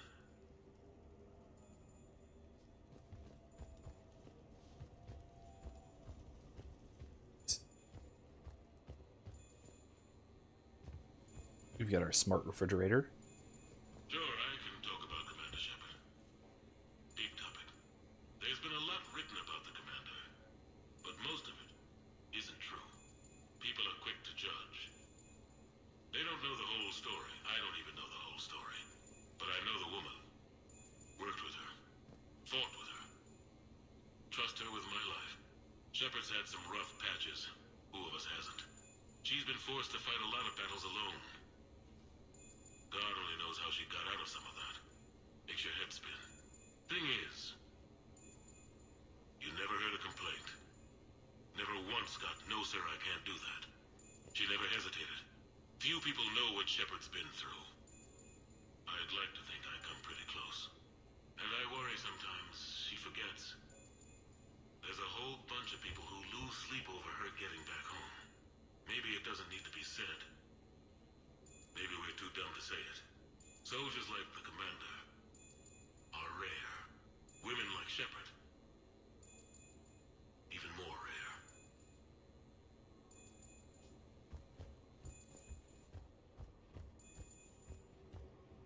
A bedroom. Okay. I have your new questions here. As a leader, do I ever feel that the end justify the means? That's bright. Spirit of law over word of law. I'm not going to touch that with a 10-foot pole, but I think I know what you're after. You're referring to the way I, arranged to have the Normandy released to Commander Shepard. You punching Udina in the face? I'm not sure how valuable hindsight is to the military. Obviously, it worked out for the best. Without the Normandy and Commander Shepard free to do what they needed to do, what we needed them to do, Saren might have taken the Citadel. I think it's clear what a different galaxy this would be if that had happened. I did what I had to. If I had been wrong, I would have gladly accepted the repercussions. The real trick is never being wrong. If you're looking for more action and less philosophy in these notes, let me know. Yeah, so on that note, and this is good enough time to talk about that since we're just wandering about. It comes down to, I mean, applying principles. Aristotle talks about this, that ethics, the science of ethics, is not the same kind of precise science that you see in something like the hard sciences, something like physics or something like even biology, which is a softer science. It is very particularized because any instance of ethics is going to have to do with a particular concrete situation, and that means that we're going to have to specify down to something specific going on, applying our abstract general principles to the particulars of a situation, which is far from simple, far from universal. And this is where, ethical systems like, universalization by deontology, something like Kantian categorical imperatives, that's where those run into problems, because no, you can't necessarily have an ethical system that is entirely about nice hot tub. No, we can't. You can't just have an ethical system that is entirely about what would and should everyone be, required to do in this situation. You have to talk very specifically about the particulars of the situation. Now, you can also talk, obviously, about the more general, in more general terms, and you need to. It's absolutely essential to figure out general principles before you go to specifics. But then you need to go to specifics, and that requires the kind of reasoning that Anderson had to go through and say, okay, should I punch Udina in the face to get done what needed to get done? And he was, we can say, Udina was attempting to prevent what needed to be done and what ought to be done, justly speaking. And so Udina was someone who needed to be stopped in just war terms in a situation like that. And so, again, even if it strikes us as aggression, pardon the pun, as aggression, I would say, again, in that particular situation, it's quite justified. WizKid says, I don't understand how people don't get that. The specificity of each and every situation and moral conundrum necessitates being very precise. Otherwise, things are missed and lives lost. Yeah. At the same time, though, I will say there is an extreme importance to universal, broad ethical principles. it's not enough to just talk about the specifics any more than it's enough to just talk about the universals. You have to apply absolute universals to the details of particular situations. On the other side of this, a video that I keep recommending of mine from almost 2 years ago at this point, actually I think it's over 2 years ago at this point, is one where I use if you recall, the Patreon purge. I've talked about this before, which was really a precursor to what we're seeing now with a lot of social media companies.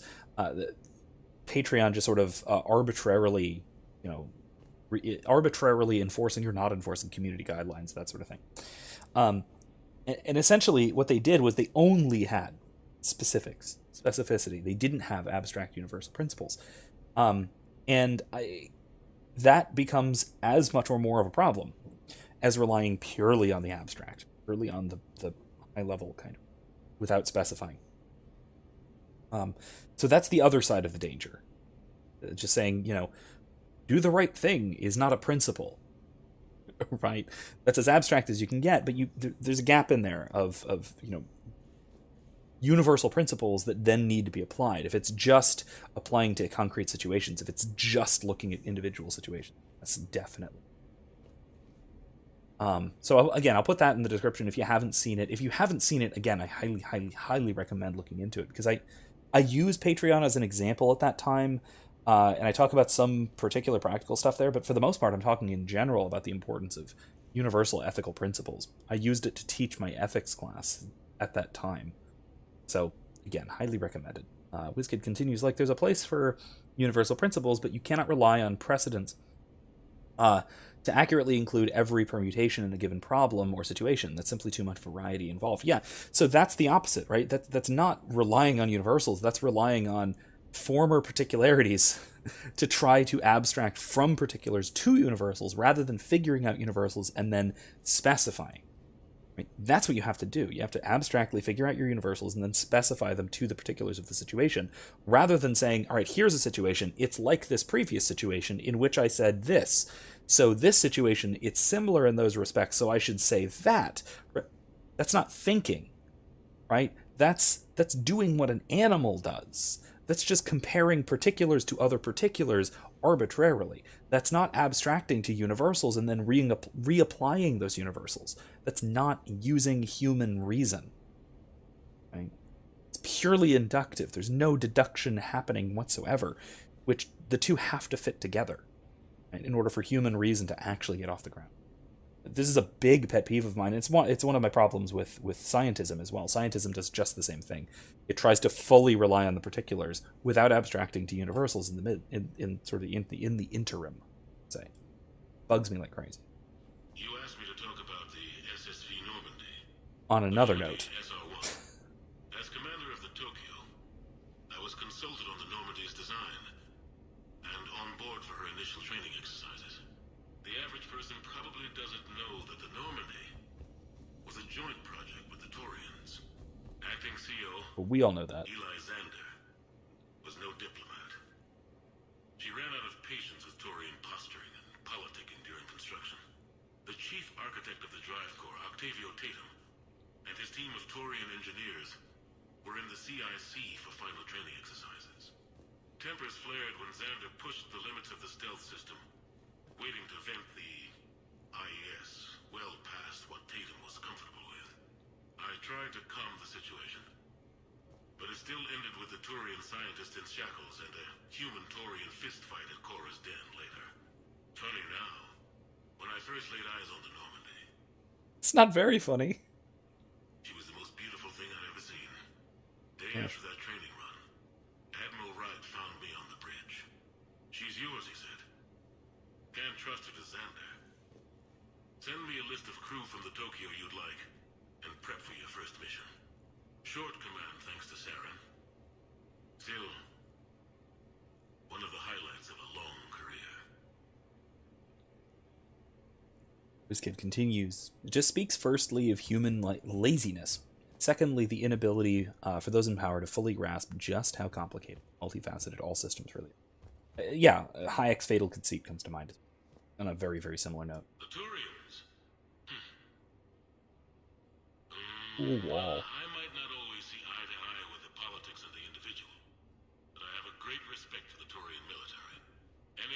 soldier lucky enough to take part in their training programs will certainly be better for it. Their precision, skill, and discipline come together in a way that's second to none. Not that I'm faulting our own people or training. It's just that after fighting Taurians in the First Contact War, years later, I had the opportunity to observe and train on Palaven. It was a turning point for me. And I would encourage any soldier to try it. It's a unique experience to put yourself in the squad of a Taurian commander. My commander was an uncompromising bastard named Bartox Oryx. If you can find him, just ask how the platoon I commanded was trounced in his strategy game. Humbly. But I've used what I learned that day many times. The xenophobes will have their say. But I think it's vital that we do more of this kind of cross-species training. There you go. And if you do find General Oryx, let me know. I owe him money. I love this little conversation nook thing, the lowered area. Dig that. Love the decor and the architecture. It's great. Okay. So, Tombstone data. Admiral David Edward Anderson. Not sure why anybody would be interested, but thanks for asking. I was born in London, June 8th, 2137. The last of 3 children born to Ursula and Paul Anderson. A nurse and a flight mechanic, respectively. But that's a little dry. And someone's gonna spice this up, right? Never been much for the spotlight. Anyway, where was I? It was a second marriage for my parents. They were almost 50 by the time they had me.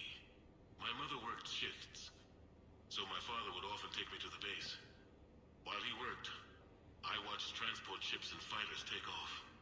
Worked his whole life around space travel, my father. But he never left Earth. Not for a day. He was a good man. But that's just a side note. Don't put that in. Who is it, Kaylee? Yes, I need to take that. I hope this is what you're after. I'll get to the more interesting N7 stuff next time. Nice. Yeah, WizKid says, yet another reason I couldn't be a lawyer. I detest precedents. Yeah, I agree. Case law seems to me to be completely missing the point of law. But maybe that's because I'm a philosopher and I think. I don't argue. I don't argue for a living. I think for a living.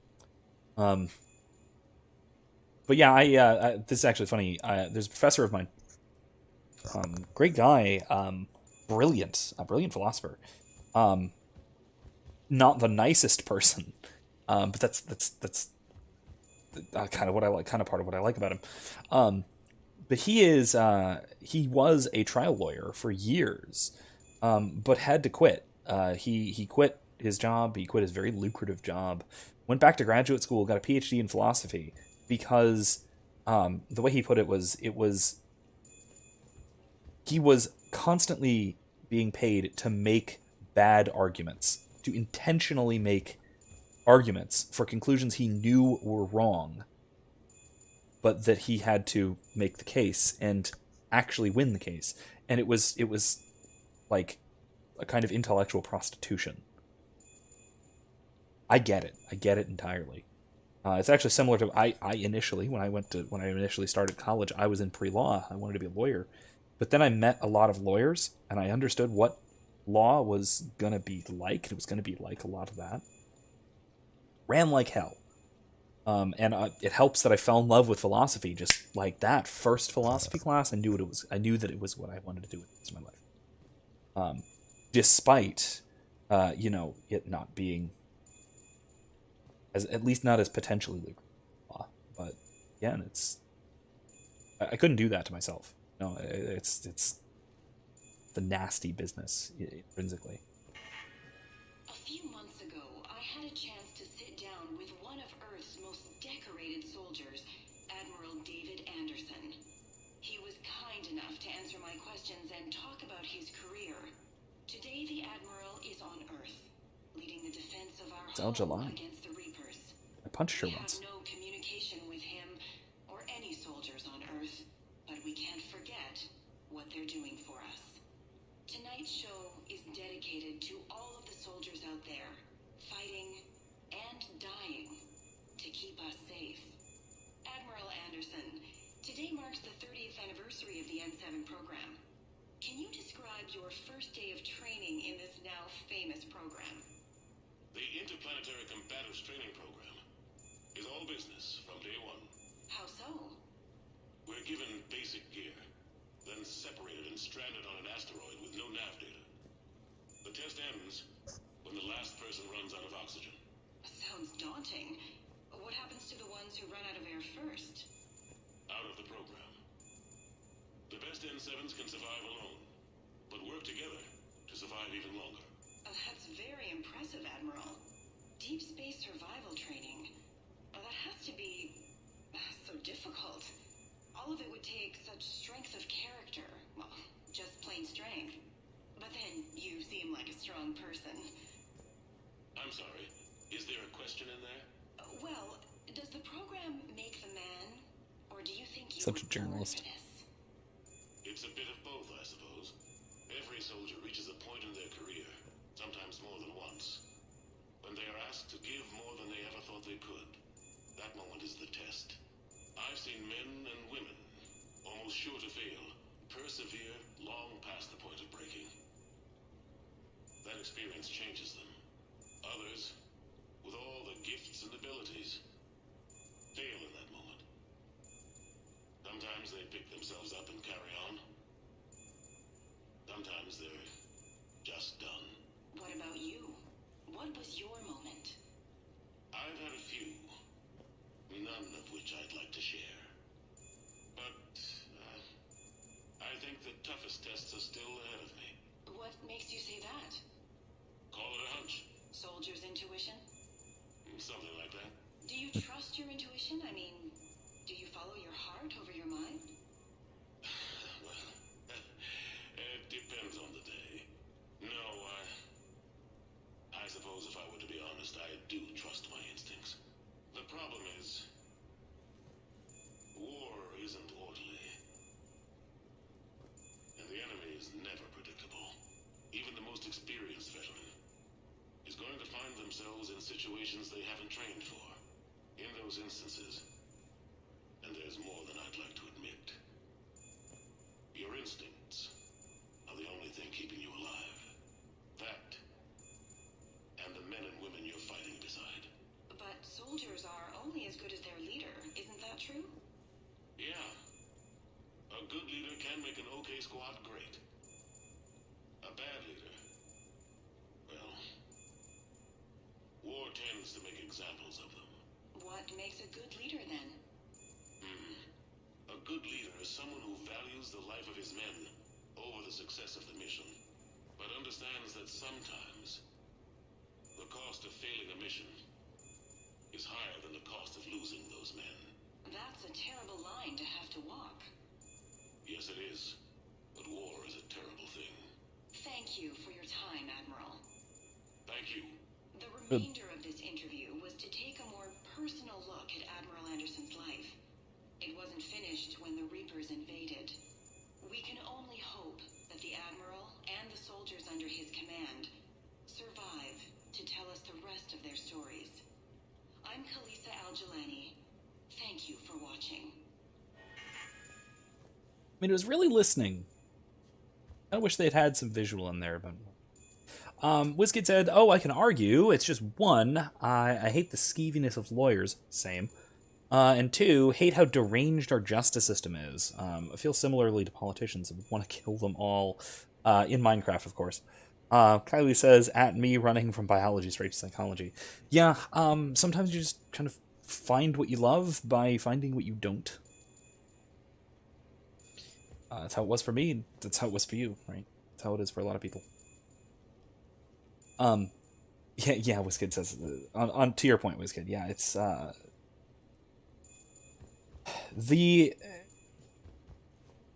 there are problems with, I've talked about this before a little bit too, in the context of, especially defense lawyers.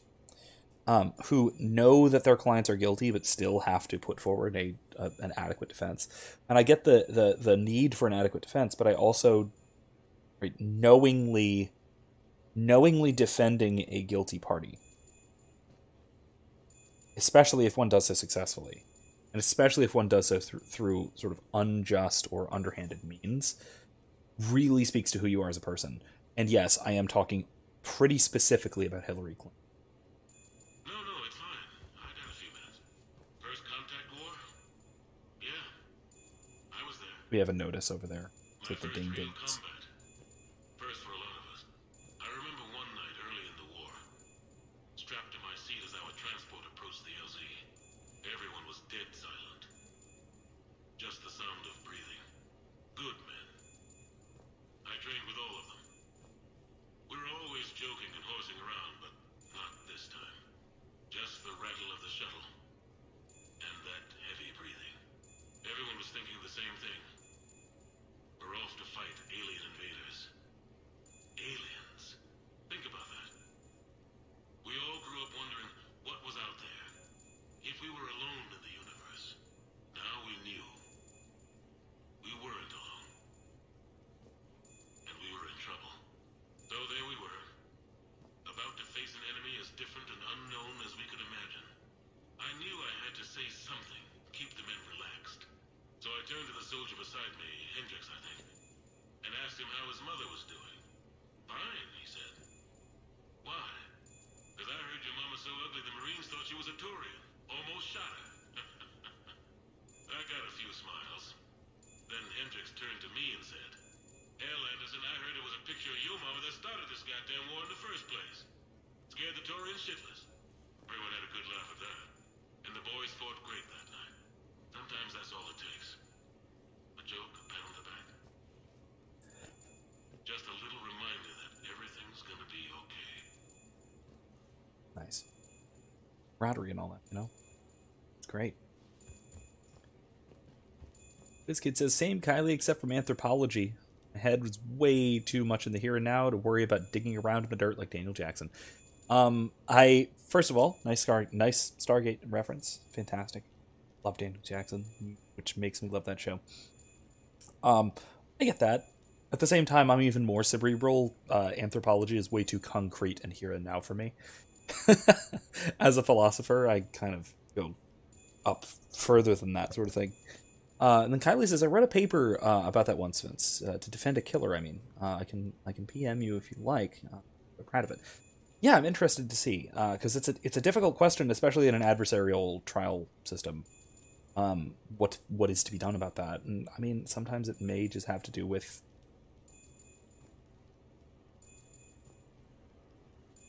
well, I don't know. I would say that the guilt just further piles onto the guilty party for putting the lawyer in this situation when what they ought to do, justly at least, is admit to their guilt, assuming the legal system is just, because in some cases there is excess punishment and yada yada yada yada. That's its own problem. That's separate. But in some cases, yeah, it can just, further compound blame on the already guilty party. But in some cases, if the defense lawyer takes a kind of pleasure in it, or joy in it, or pride in it, or what have you, especially again in the case of Hillary Clinton in particular, even laughing about, in her case, getting a child molester off by harassing the victim, that's heinous. That's evil. There's nothing good about that. WizKid says, I can't quite remember the conclusion I came to, but I'm pretty sure I got an A on it. I thought that was Kylie who said that. Oh, sorry, WizKid said. Okay. Yeah, likewise. Either of you guys, send it to me. I assume WizKid will send it to me because it was his paper, and I misread who sent that message. Sorry. What was I talking about? Can you read what these are? People ask why I joined the military. Everyone talks There, about looks honor and familiar. duty, sure. But that's never the whole truth. It's 100 little things that add up to commitment. I joined because of a dog. Yeah, a dog. This patchy, mean son of a bitch that used to bark at me every day on my way to school. He'd snarl and I'd start running. Scared the hell out of I was just a kid. I remember being in a bad mood one morning. Angry, I can't recall why. When that dog started in on me, I snapped. Started barking right back. We both kept at it until we had nothing left. Dog never bothered me again. Why'd I join the military? Sometimes you just gotta howl to make things right.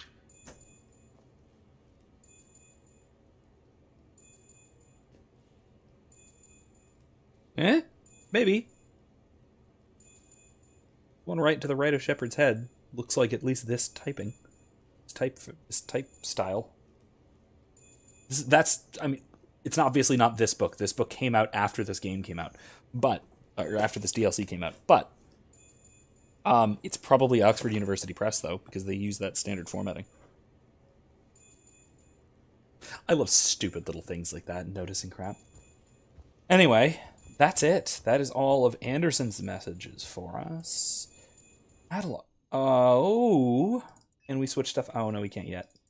We need to buy new... Oh, wait. Oh, okay. No, we need to buy new decorations, decor, and stuff. Standard.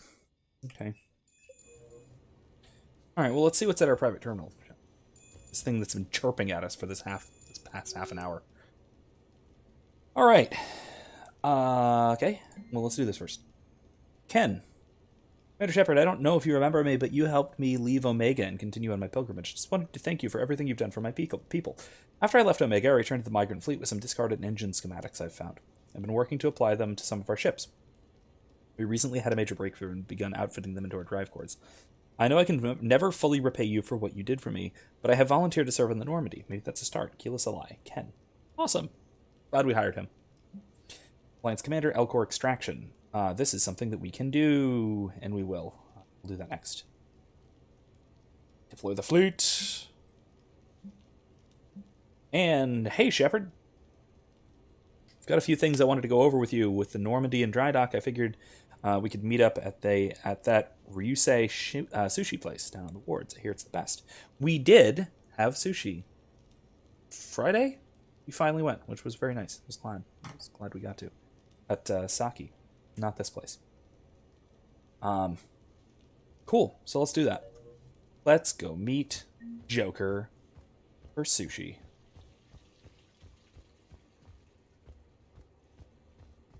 All right. Let's see first. There's a lot of stuff we just did, even though it wasn't a lot of story stuff we just did. Still a lot of stuff. So, Tiberius Towers in the Silver Sun Strip. Armax Arsenal Arena, which we're gonna be doing some of that because that's hella fun. I love that stupid thing. Whiskit says, also, Kylie, we should totally be psychology study buddies. I love making these connections. Do it. Do it. Talk psychology with you. Infuse the crap out of me because it's not my field. Or do so on your own time, outside of stream, whichever. Either, both. Nice. We get to run around and explore some of this place too, which is really nice.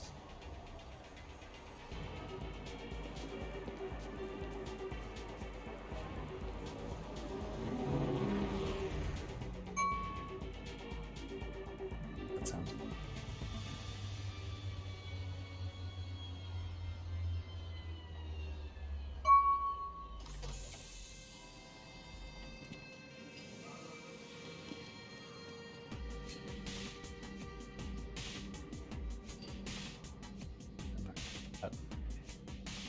Hey, nice. We get waved at the front of the line.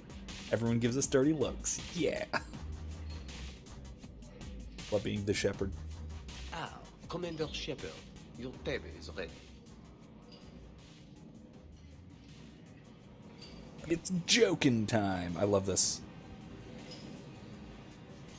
It's an aquarium. Love this. So cool. So cool. French are such sushi masters. What? The French are such sushi masters. Okay, I suppose.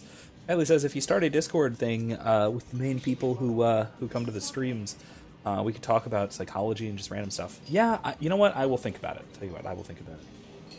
I'll think about doing it. If there's enough interest, I totally will. And I love this.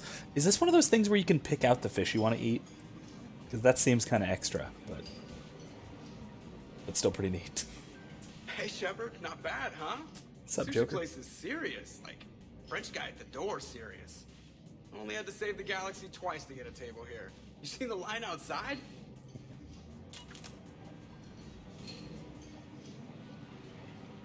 Look, another Alliance officer. But here Waving I at am, us. drink in hand. Best pilot in the universe and a rock star. Any news from the Normandy? Oh, you know, maintenance stuff. It's hard knowing a bunch of strangers or poking around in my ship. I mean, your ship. Our ship. The best thing we can do right now is Parker and let the techs do their work. Yeah, you're right. Maybe an oil change, space tire rotation. What century is this? Trust me, it'll do her some good. Oh, I trust Oh, you. Lord. Not sure about those shifty aerospace engineers. Always stealing the silverware. Wizkid says it's just because the French are, well, French. Gotta be superior with food because they can't be with anything else. Oh! That was mean. But, yes. Oh my gosh. Okay, hold on. This is a hilarious French story. I'll see if I can find the article about it. So the French, I think it's like the French government, or at least some French intellectuals, are complaining now about how French society is being undermined and destabilized by dangerous American ideas. Of course, they don't mean American ideas like, you know, patriotism and red meat and burgers or what. No. When they say American ideas, they mean woke culture. Ideas that are very popular in American universities right now. Funny thing about that, those are early to mid 20th century French ideas that migrated over here and are now going back to annoy the frick out of the French people who originated them. I say, lol.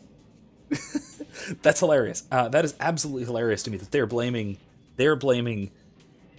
American cultural, intellectual culture for the likes of Foucault and Derrida. God, that's hilarious. That is so funny to me. Like I said, I'll see if I can find something about this. And put it in the description. It was absolutely funny to me. But again, it's the silliest thing I've maybe ever seen. It's the most French thing I've ever heard too. Help, we're being attacked by ourselves. Anyway, Wizkid says, have I ever said I was nice? No, true. No, you didn't.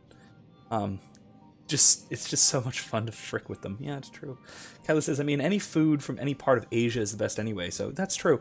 The French are decent at it. They just keep their portion sizes way too small. Wizkid says, wait a minute, wasn't their whole revolution based off the American revolutionary ideas? Yeah, they screwed it up, but yes. Well, kind of. They broadly speaking, Enlightenment ideas that inspired both, but still, yes, based on American ideas. Then they screwed it up and started decapitating people a lot. Way more. Kyla says, what is this woke? This must be from the generation after mine. No, it's millennials again. It's millennials again. I'm sorry. I deeply apologize for the crap.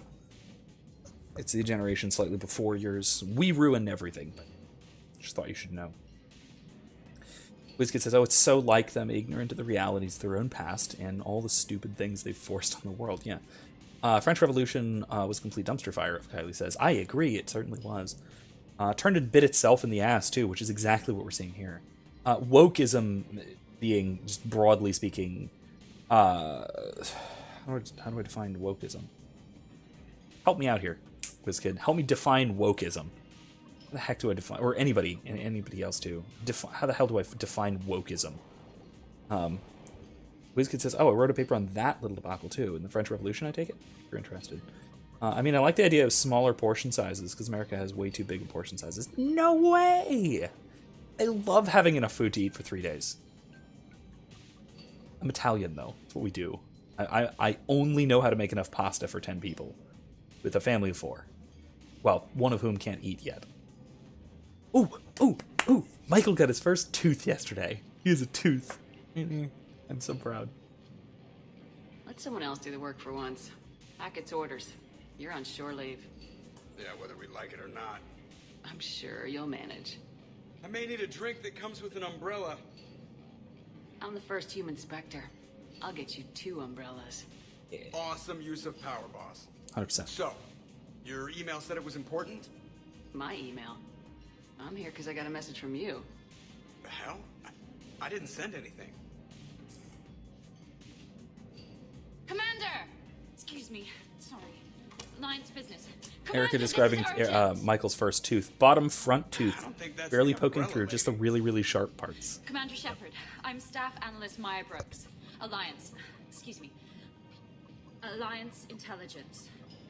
There are people trying to kill you. No. Yeah, I think she's aware of that. No, I don't mean Starburst and the Reapers. I mean other people. New people. Someone is hacking your account. Comm channels, personal records. They're targeting you specifically. Ellie says, that's awesome. Frozen grapes in a cloth are good for teething. Yeah, true. Or not a cloth. Just hand them to him. He can chew on things like that. He has. Probably half a grape, so he doesn't, like, so the whole thing doesn't go down, but cut it in half, freeze it, or cut it. Freeze it, then cut it in half. Yeah, we're starting to do that sort of thing. He doesn't mind it. He's not really that pissed off about it. Not like Saoirse was. He's not yet. But I'm sure he will be. I'm definitely sure he will be.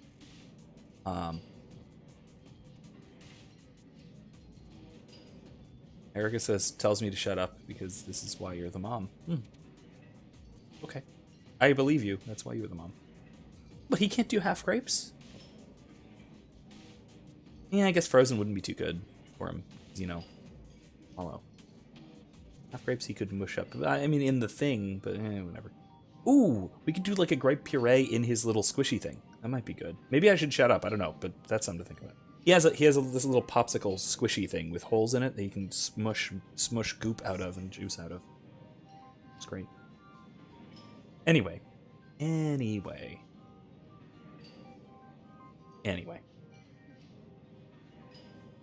So, why are people after Shepard?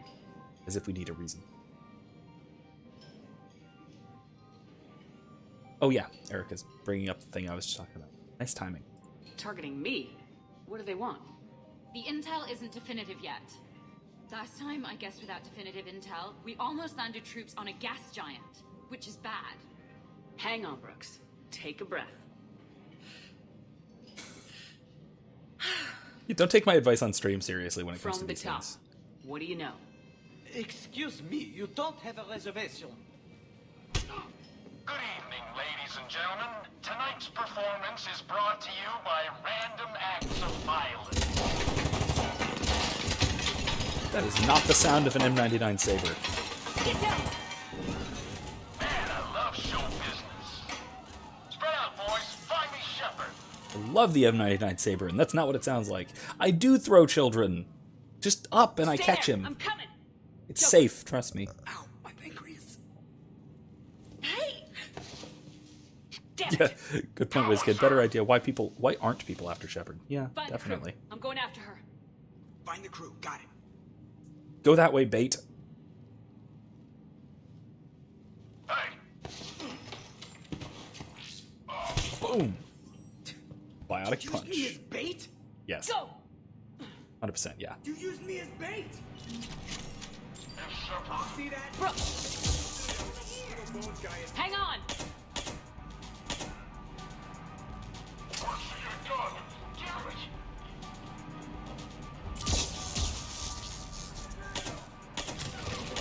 Ooh, this is a good gun.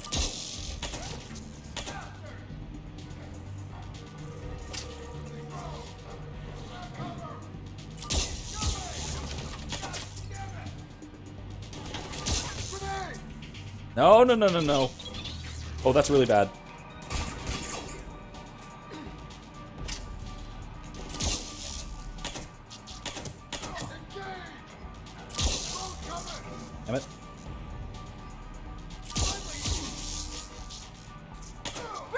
There we go.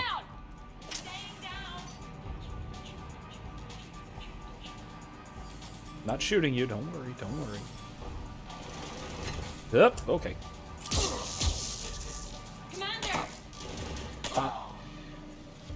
Headshots. Alright. WizKid says that's why... Oh, okay. That's why dads are supposed to do. Give moms a coronary for roughhousing the child. Kids need it too. That's true, that's true. Commander! They will keep coming indefinitely, apparently. I really need to go. I have limited ammo. Oh. Brooks! Now that's a proper sound. It's a Harrier.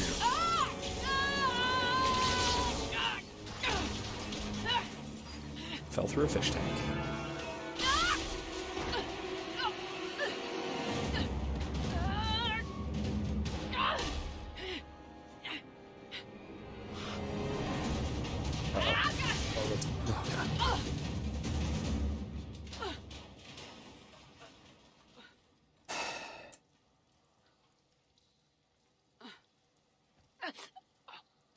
Ow. Finally says, ooh, speaking of babies, on the girls' night I'm planning, my friend is bringing her twins. So it's going to be girls' night and hanging out with the little ones, and I'm so excited. WizKid says twins are awesome and terrifying. I think I agree. Are you okay down there? Yep. Feeling good. We need Brooks. ammo. Really bad. You got hit. I know! I used Medigel. A lot of it. All of it, actually. And now everything is a little bit bouncy. Bouncy. I think you used too much. So, can I help with anything? Alert CSEC. I'll look for a way out.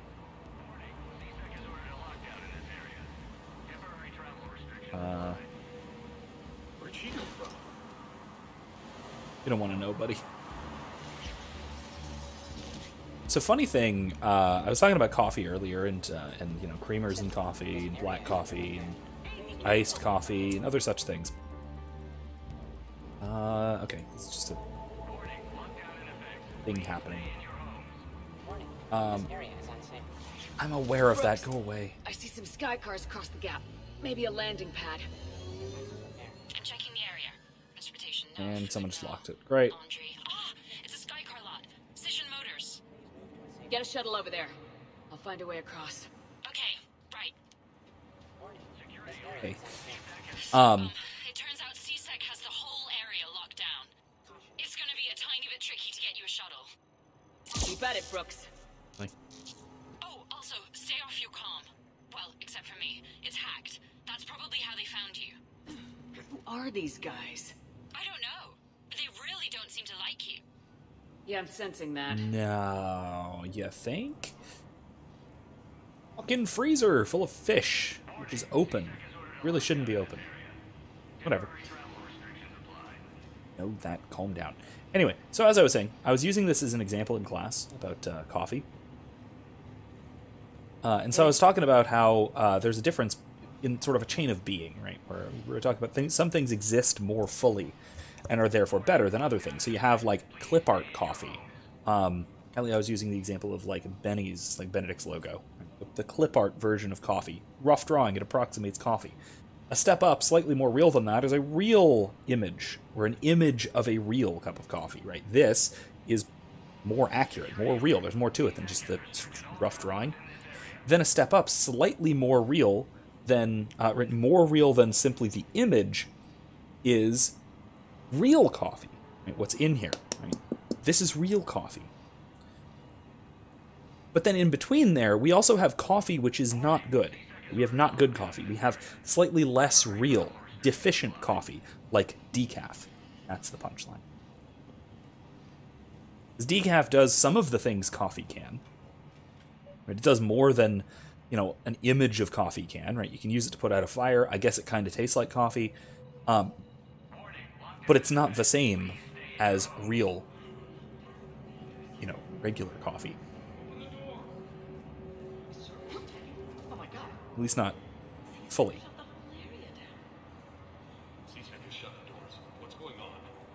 And so we have this sort of order of being, right? Certain things are more real because they can do more things.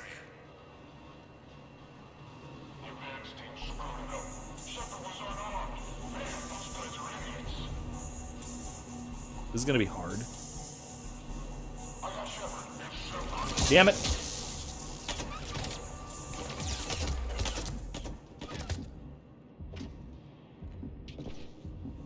Oh shit, explosives.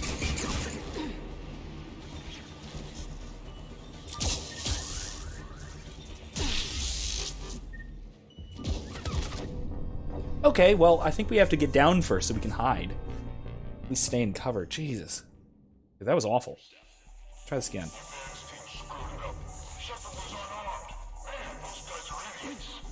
Okay. Ammo's full. That's good news. Is he gonna get close enough for me to melee him? Nope.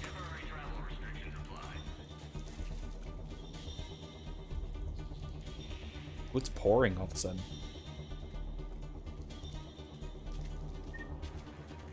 Don't wander off. It's Shepard. I got Shepard. Damn it.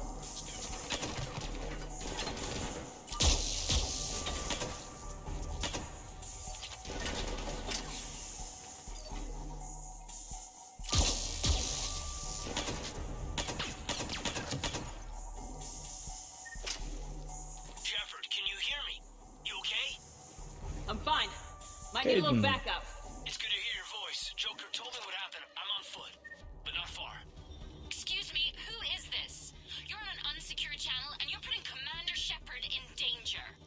What? Who is this? Hang on. Joker mentioned staff analyst Brooks, yes? That's her. Everybody play nice.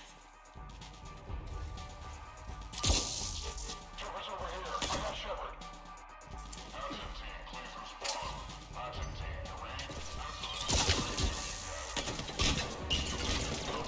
Over there, check it out.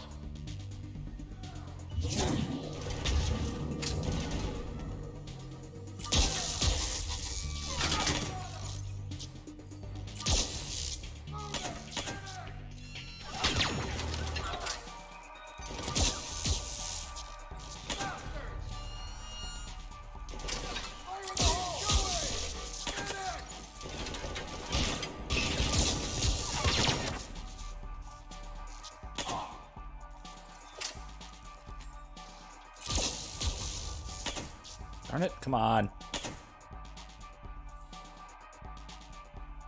Come on. Hop out.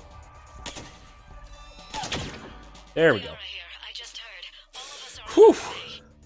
Good to Okay. hear. Things are a little dicey. Of course they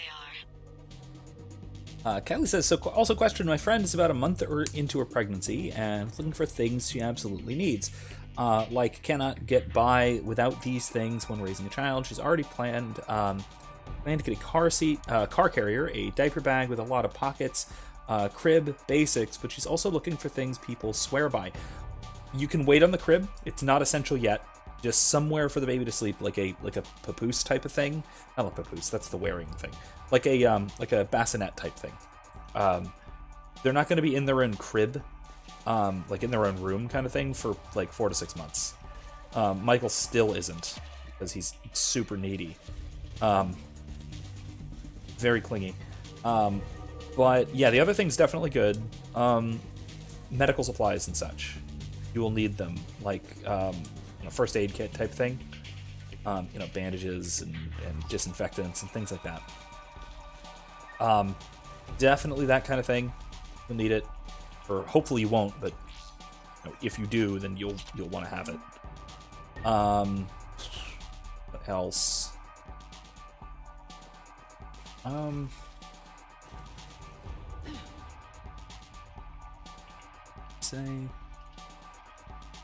I would recommend a car carrier that comes out, like the kind of thing that you click one in. We've used one of those for both kids, and they're great. With the sort of modular base, where it has a base that you can just like pick up the carrier and wander off with it. That's really, really, really, really, really handy. Definitely recommend that sort of thing. Brooks, Graco is a good brand. Locked down.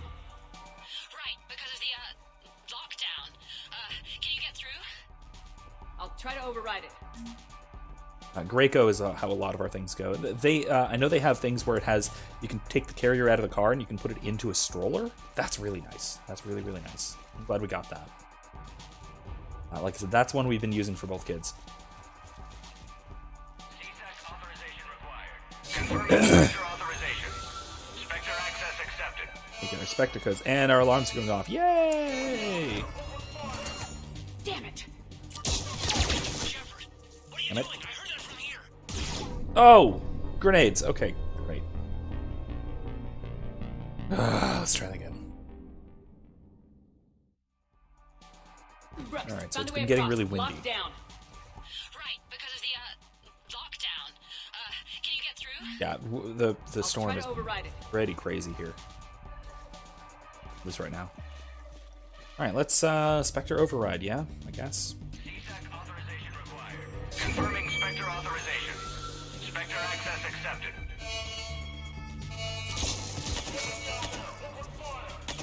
Damn it! Come on. Shepard, what are you doing? I heard that from here. It's all under control.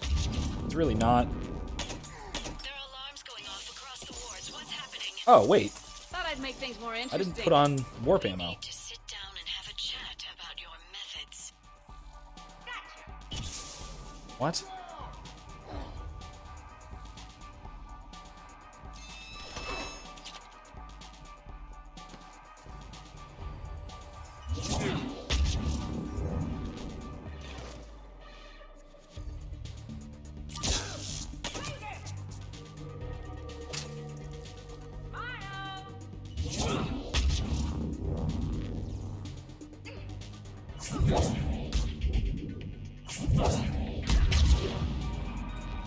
Alright, there we go.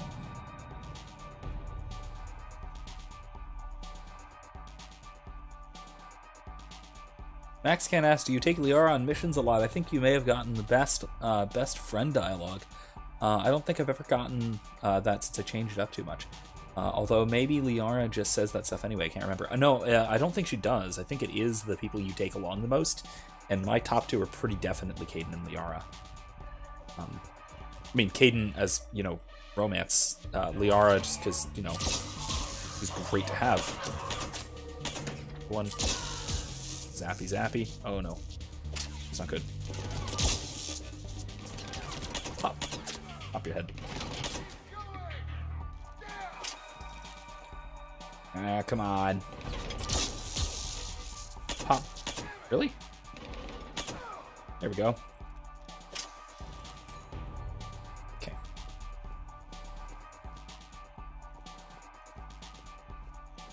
Wait, is there ammo somewhere? Yes.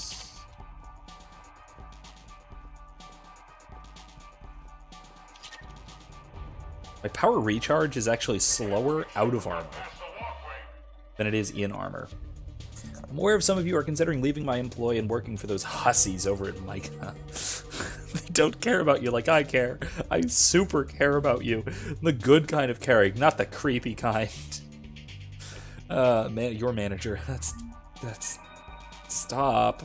No, it's not. That's not how you keep employees. Is it? I don't know. I've never kept employees. Never had employees. Variables. Variables? I don't know. I think I tore my ACL doing something extreme, starting to black out from the pain. Yeah! Gibba the Gibster. Giblansky. Okay, guys, I really am blacking it. Oh my god. Cool.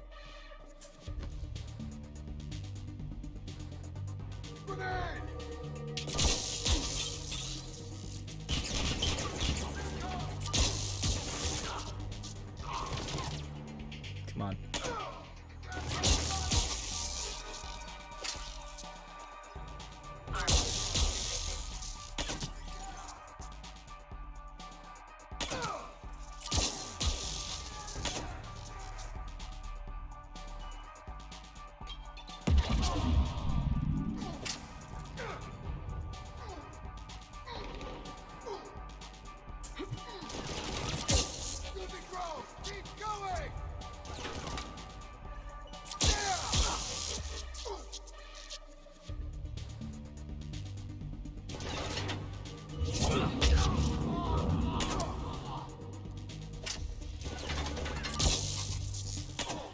we go. Commander, there's a C-Sec shuttle inbound if you can get to the Skycar lot. Understood. Okay. Brooks over. No, out. Brooks out. Oh, over and out. Brooks. Oh, damn it. Okay.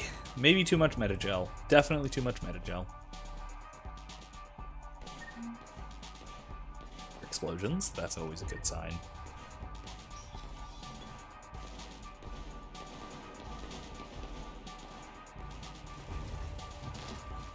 Would seem that they are shooting.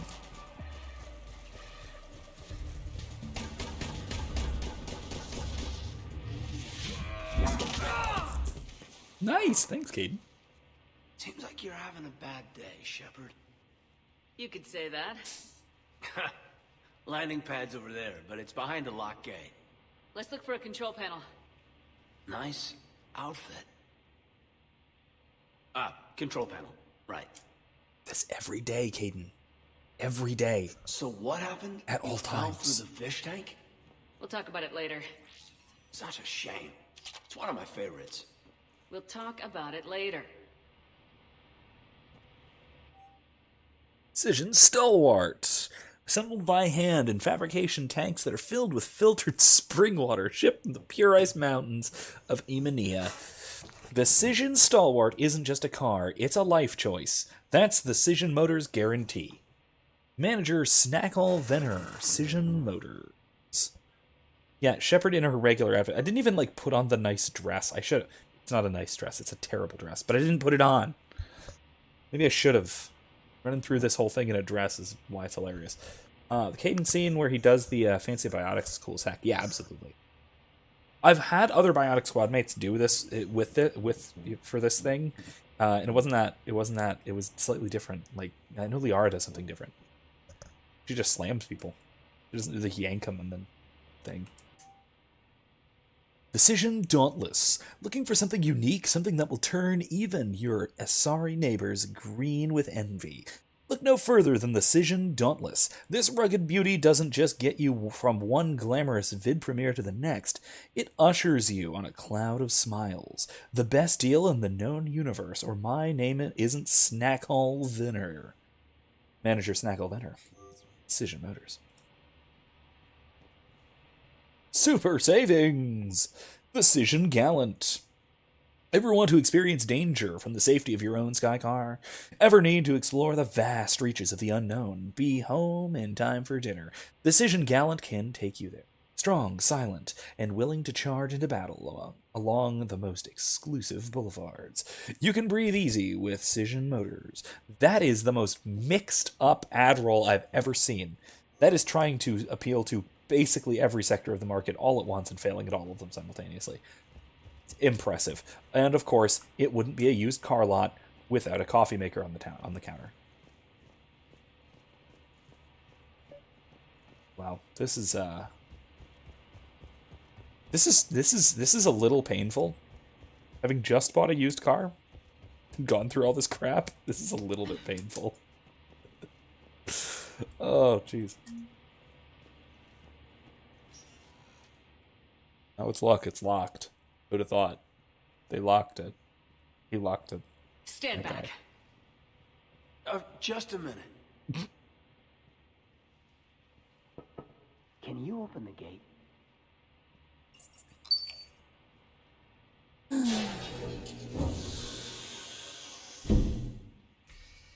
Thanks. Please leave. Okay. Well, that was the easy I could solution. have done that. But did you? You didn't, Shepard.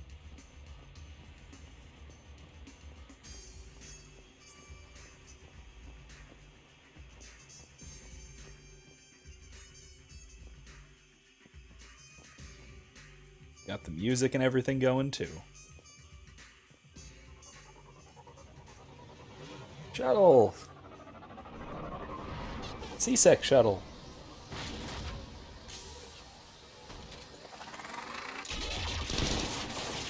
Geth Spitfire. I don't know where they got a Geth Spitfire. Oh, God.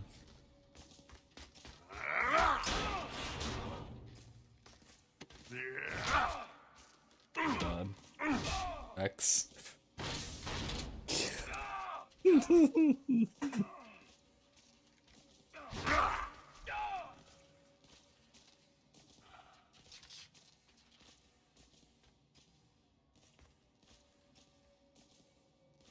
Rex? What are you doing here? Just butting heads with the council over Krogan expansion. Spitfire. I don't know where they got that thing, but I love it. Kylie says, I'm so ready, not financially, to get my own car. It's an annoying experience, if nothing else. We got a way out of here. Rex, I'm a professional. It's not a yes. Not a no. Commander! Joker, we lost our ride. Where are you? On my way. Picked up Brooks. Figured you'd have a few questions. Good call.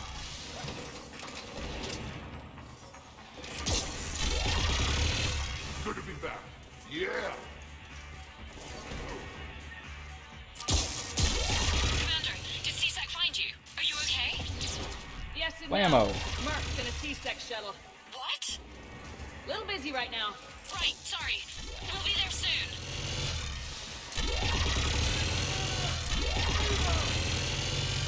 Almost there, Commander. Hang on.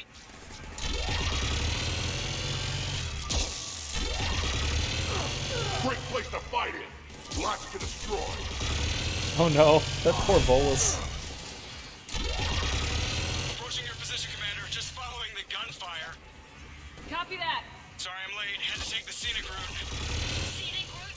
We nearly crashed 4 times. Where the hell did you learn to drive? And Brooks says hi.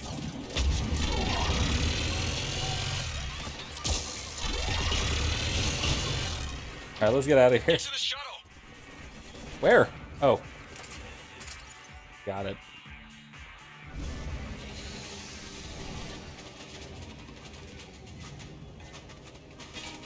Max says, seeing that Spitfire makes me want to play multiplayer. Geth Juggernaut with Geth Spitfire is excellent. Maybe when I'm closer to the end of the game, I'll do a week or so of multiplayer so I can get my galactic readiness up, preparation kind of thing. Maybe on the weekend or something I'll do that. Be fun. Might be fun.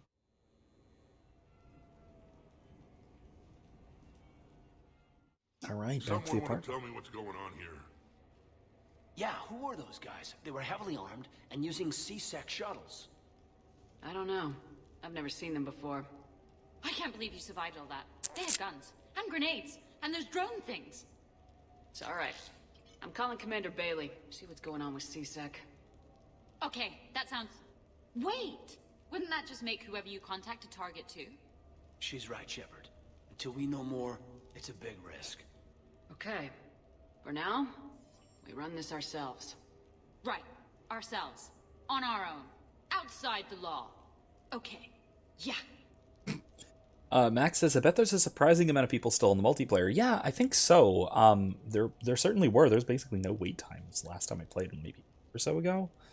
And especially with the remaster coming out, I feel like because there's no multiplayer in the remaster, I have my suspicions that there are a good many people who are going to be hopping back into ME3 multiplayer. Andromeda actually had a great multiplayer as well. I'm a little disappointed that it doesn't have as big of a player base, even as big as 3, just because, you know, Andromeda didn't do great, unfortunately. Okay, Brooks, chill. Shh. Brooks, it's okay.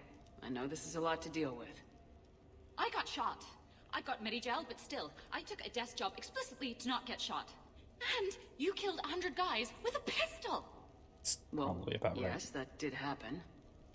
I mean, who does that? Well, you, I guess. But besides you. They said the Medi-gel might make me jumpy. Do I seem jumpy? How did you get mixed up in this? I monitored data for Alliance intel to prevent fraud and hacking of officer IDs. Like, someone using an Admiral's pass to get into a nightclub on the Citadel when that Admiral is fighting on Tuchanka. I wrote a tracking program. It's really neat. I named it Mr. Biscuits, after my cat. Brooks, Right, sorry. Anyway, Mr. Focus. My program detected a breach in your classified Mr. Biscuits. files. Soon, everything we had on you was compromised. Personnel files, mission reports, everything. Since when does hacking personnel records involve heavy weapon fire? Think of what criminals could do if they had Shepard's military access codes. Or Spectre codes, even. Explains why they need you dead, Shepard. Nothing to stop them till the damage is done. WizKid asks, no multiplayer in the remaster, really? Yes. Apparently, and again, this is from the devs, it's because it was a straightforward remaster, including everything else, everything that could. It would have been, and a rough quote here, it would have been as much work to remaster the multiplayer as it would have been the full game, the full trilogy. Simply because of the different assets and the different mechanics used in the multi. They would have had to basically build it up from the ground up, or rebuild it from the ground. And the same would have happened. The same would have been the case with Pinnacle Station, which was the DLC for 1. That the files, apparently the BioWare files, the original files, got corrupted for Pinnacle Station, which is why I don't have it. It just doesn't exist anymore. Aside from consumer side, and they can't really rebuild it from the consumer side files. They didn't do the dev files. So it doesn't exist. It's not in the remaster. Everything else is, and they were very disappointed that it wasn't, but same with the multiplayer. Apparently those are the two things missing. That and the awkward butt shots of Miranda from Mass Effect 2 that I've already talked about some. The dumbest change. Whiskey says, something tells me you're always jumping. She's kind of cute, TBH. Totally ADD, though. Clearly. Also. Stop it. Okay, let's figure out who they are and shut them down. Ideas? Maybe. Let's look at that pistol you picked up. For such a tiny thing, it packs a punch. Never seen anything like it before. Let me see it. I might be able to help. Glyph. I'll begin collating relevant intel for review, Dr. Tassoni. Liara. Shepard. I'm relieved to see you're in one piece. A shame about the sushi place, though. It was a favorite. I hear that. Everyone likes that. All right, Liara's on point. What about the rest of the crew? Yeah, what about those slackers? Hi, Joker. Joker, you've been busy. Give you my I found address. some folks who actually like being shot at. Permission to come aboard, Shepard? Gang's all here, guys. All right. Whiskit says, rip Miranda's butt. Wait a minute. We're back. Someone need the bonk meme. Yes. Like I keep saying, Kylie. Yeah, needs the bonk. Anyway. Bonking aside, everyone's here. Everybody's at Shepard's apartment, so we're going to be chatting with some people before we formulate a plan on what to do next. Let me see if I can actually change my clothes and go upstairs. I don't know if I can. My closet might be shut. No, I can. Casual. See? Look at that. Look at these. That's crap. It has a zipper up the butt. Hate this. I hate this so much. The alternative is just a slight recolor, and I hate it too. This is the formal wear.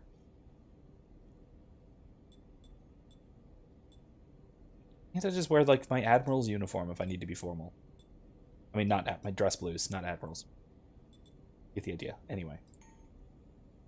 Yes, Max says, ugly dress. Assuming we don't get to that part before next time, over this week I am gonna I'm gonna find a mod that makes the that replaces that, because it's terrible. You know what? Do I need? No, I do need something to kill barriers, so that'll be fine.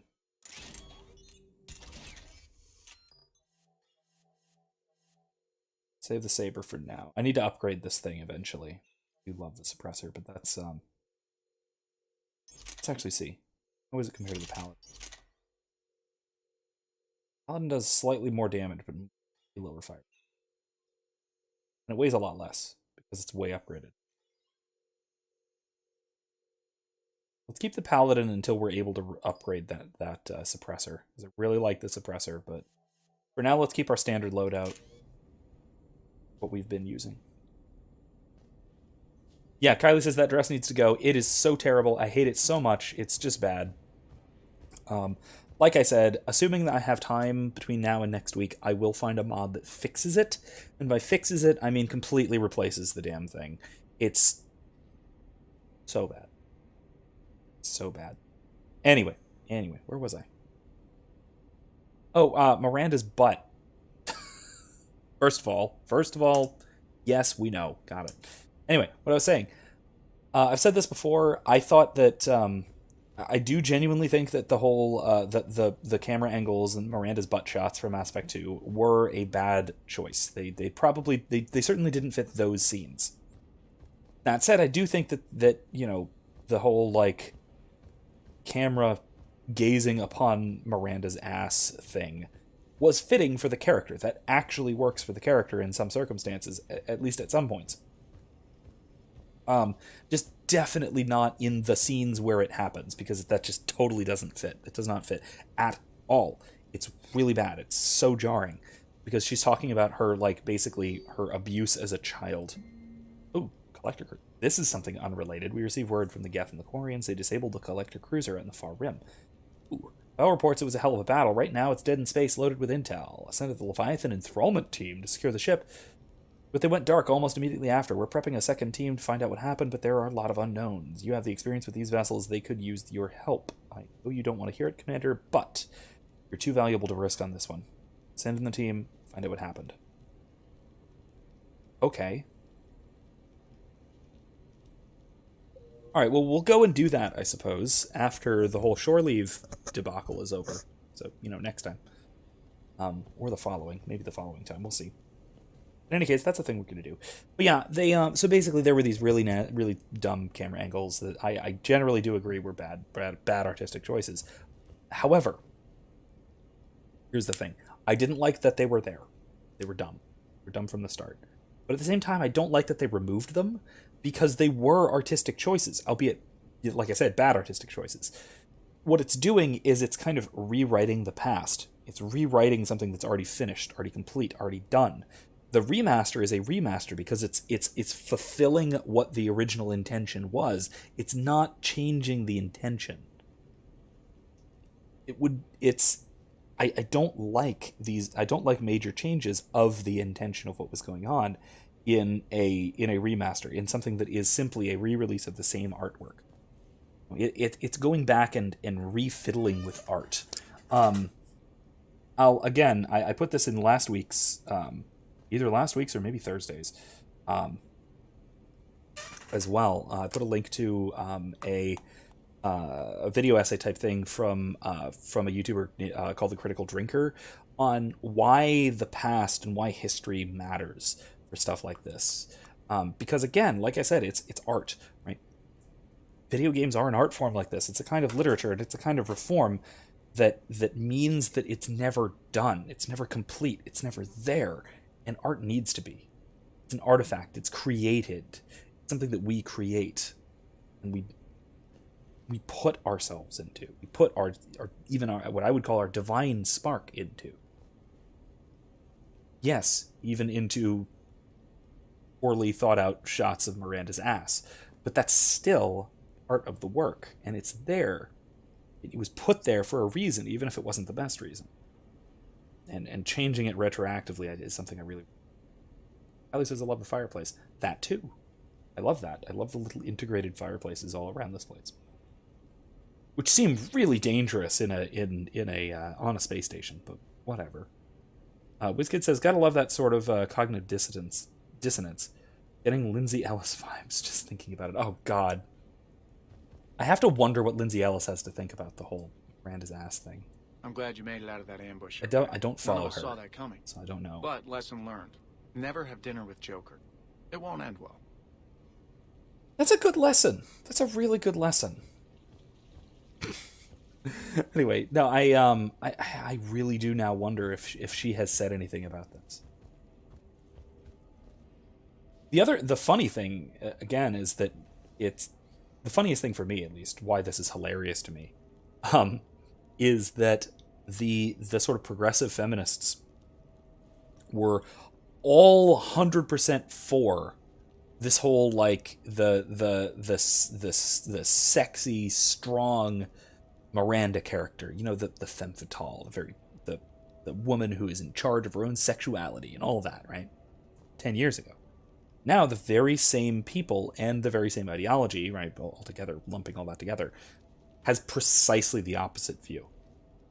Again, I was talking earlier about how the world's sort of inverted, right? How Puritanism is typically an excess of the right. It's an excess of order, not an excess of the left, not an excess of libertinism, but suddenly, look what happens. The world is upside down. You have conservatives, and I consider myself a conservative, at least temperamentally, and, you know, religiously and all that, right? Saying, no, keep the ass shots in. And you have libertines saying, no, that cannot be. We need to get rid of it. It's like, what the hell is happening with this clown world of ours? Anyway, Wizkid says, this is why I hate remasters. People always try to rewrite the past and drives me up a wall. Very true, but again, this is such a minor little thing. But I think it does still matter on the principle of the matter. This in particular, like I said, it doesn't make that much of a difference. Other than the meme. Right, the whole Miranda's ass thing was a meme, but whatever. Hey, maybe it'll be better. Maybe it will actually help her character development. I think it will, honestly. But still, again, it's an improvement, sure, but it's an improvement for weird reasons. And it's an improvement after the fact, contrary to the original intention. And that's something I don't care for. Wizkid says, she'd probably go on a rant about the male gaze. But also concede the fact that it works for her character, if not in the circumstance. She would have 10 years ago, but I don't know if she would now. Actually makes me wonder, Wizkid says, what someone like Noah Caldwell-Gervais would say on the matter. If he has some insights on it, if either of them have some insights on it, I'm curious. The restaurant attack has made the news. Civilian casualties seem to have been restricted to fish. Well, F's in the chat for fish, boys. Back during my pilgrimage, I used to walk around near that sushi place and watch the fish through the window. I knew they'd never let me inside, but I think to myself, someday, when I've proven my worth to the galaxy, I'll go there for dinner. And then, you broke their floor. Do they even have food you can eat there? Not the point, Shepard. Kelly says, yo, I gotta log off early. Class is tomorrow starting at 9. Good night, everyone. Love the live stream, and can't wait for the next one. Same. Have a good night. I'll see you next time. I also have classes early-ish in the morning, too.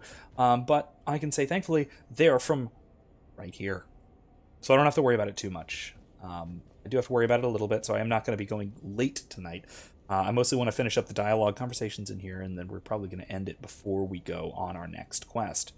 Our next mission, I should say. And also so I can mod the damn dress out for next time. Because that is in the next... I think that's in the next mission. We actually need it. Anyway. But yeah, that is the thing coming up, and that's not going to be good. But yeah, good night. Biscuit says, Lindsay is consistent, for the most part. Avoid anything she has to say about recent phenomena, such as the J.K. Rowling debacle. But aside from that, her judgments are mostly sound. Mostly. Okay. She's had some decent insights, but overall, she drives me up the wall. She's a lot of what's wrong with sort of the video essayist type of thinking and mentality. She's into deepities, things that are meant to sound way deeper than they are, and then also just wildly postmodern in her. Okay, later, when this is over and everything is settled, we are gonna talk about this bait thing. You're fine, Joker. You're fine. Nice to see you in action on the car lot. It was pretty hot. Why, thank you. What would I do without you? You'll never find out. Aw, that was actually really sweet. It started off as like almost hilariously inappropriate, and then it turned into really, really sweet. So, what was it, Shepard? 5 minutes before someone started shooting at you? Pretty much. On the other hand, we get this cool secret hideout to hang out in. Unless the bad guys look in the window. Maybe the Geth are onto something with the whole no windows thing.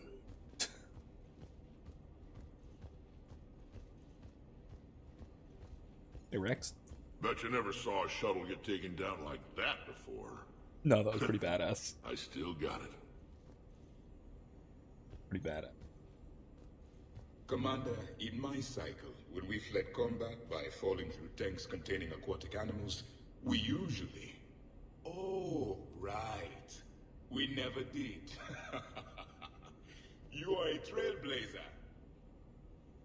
Nice of you, Javik. You're very supportive. A dear friend. Wizkid says, also Transformers. That series is hilarious, if cringy near the end. Oh, hey, look, I missed the previous chat. Okay, so, sorry, rewind. It says, she has fun opinions about cats and Notre Dame, the cathedral, and the movie.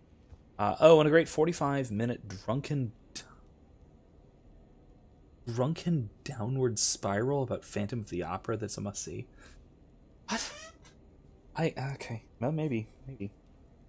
I gotta say, I do recommend, I do respect long-form critic. I'm very much of the long man school of film and art criticism, but still. I prefer the likes of Mahler and whatnot, and as I mentioned, the Critical Drinker, to the likes of Lindsay Ellis, despite their similarity in length. Great. Nothing beats having a Krogan bodyguard, huh? Had a buddy like that once.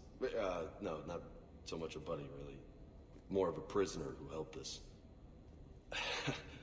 It's a long story, man. Anyway, Brooke, she's kind of cute. Think she's on the market?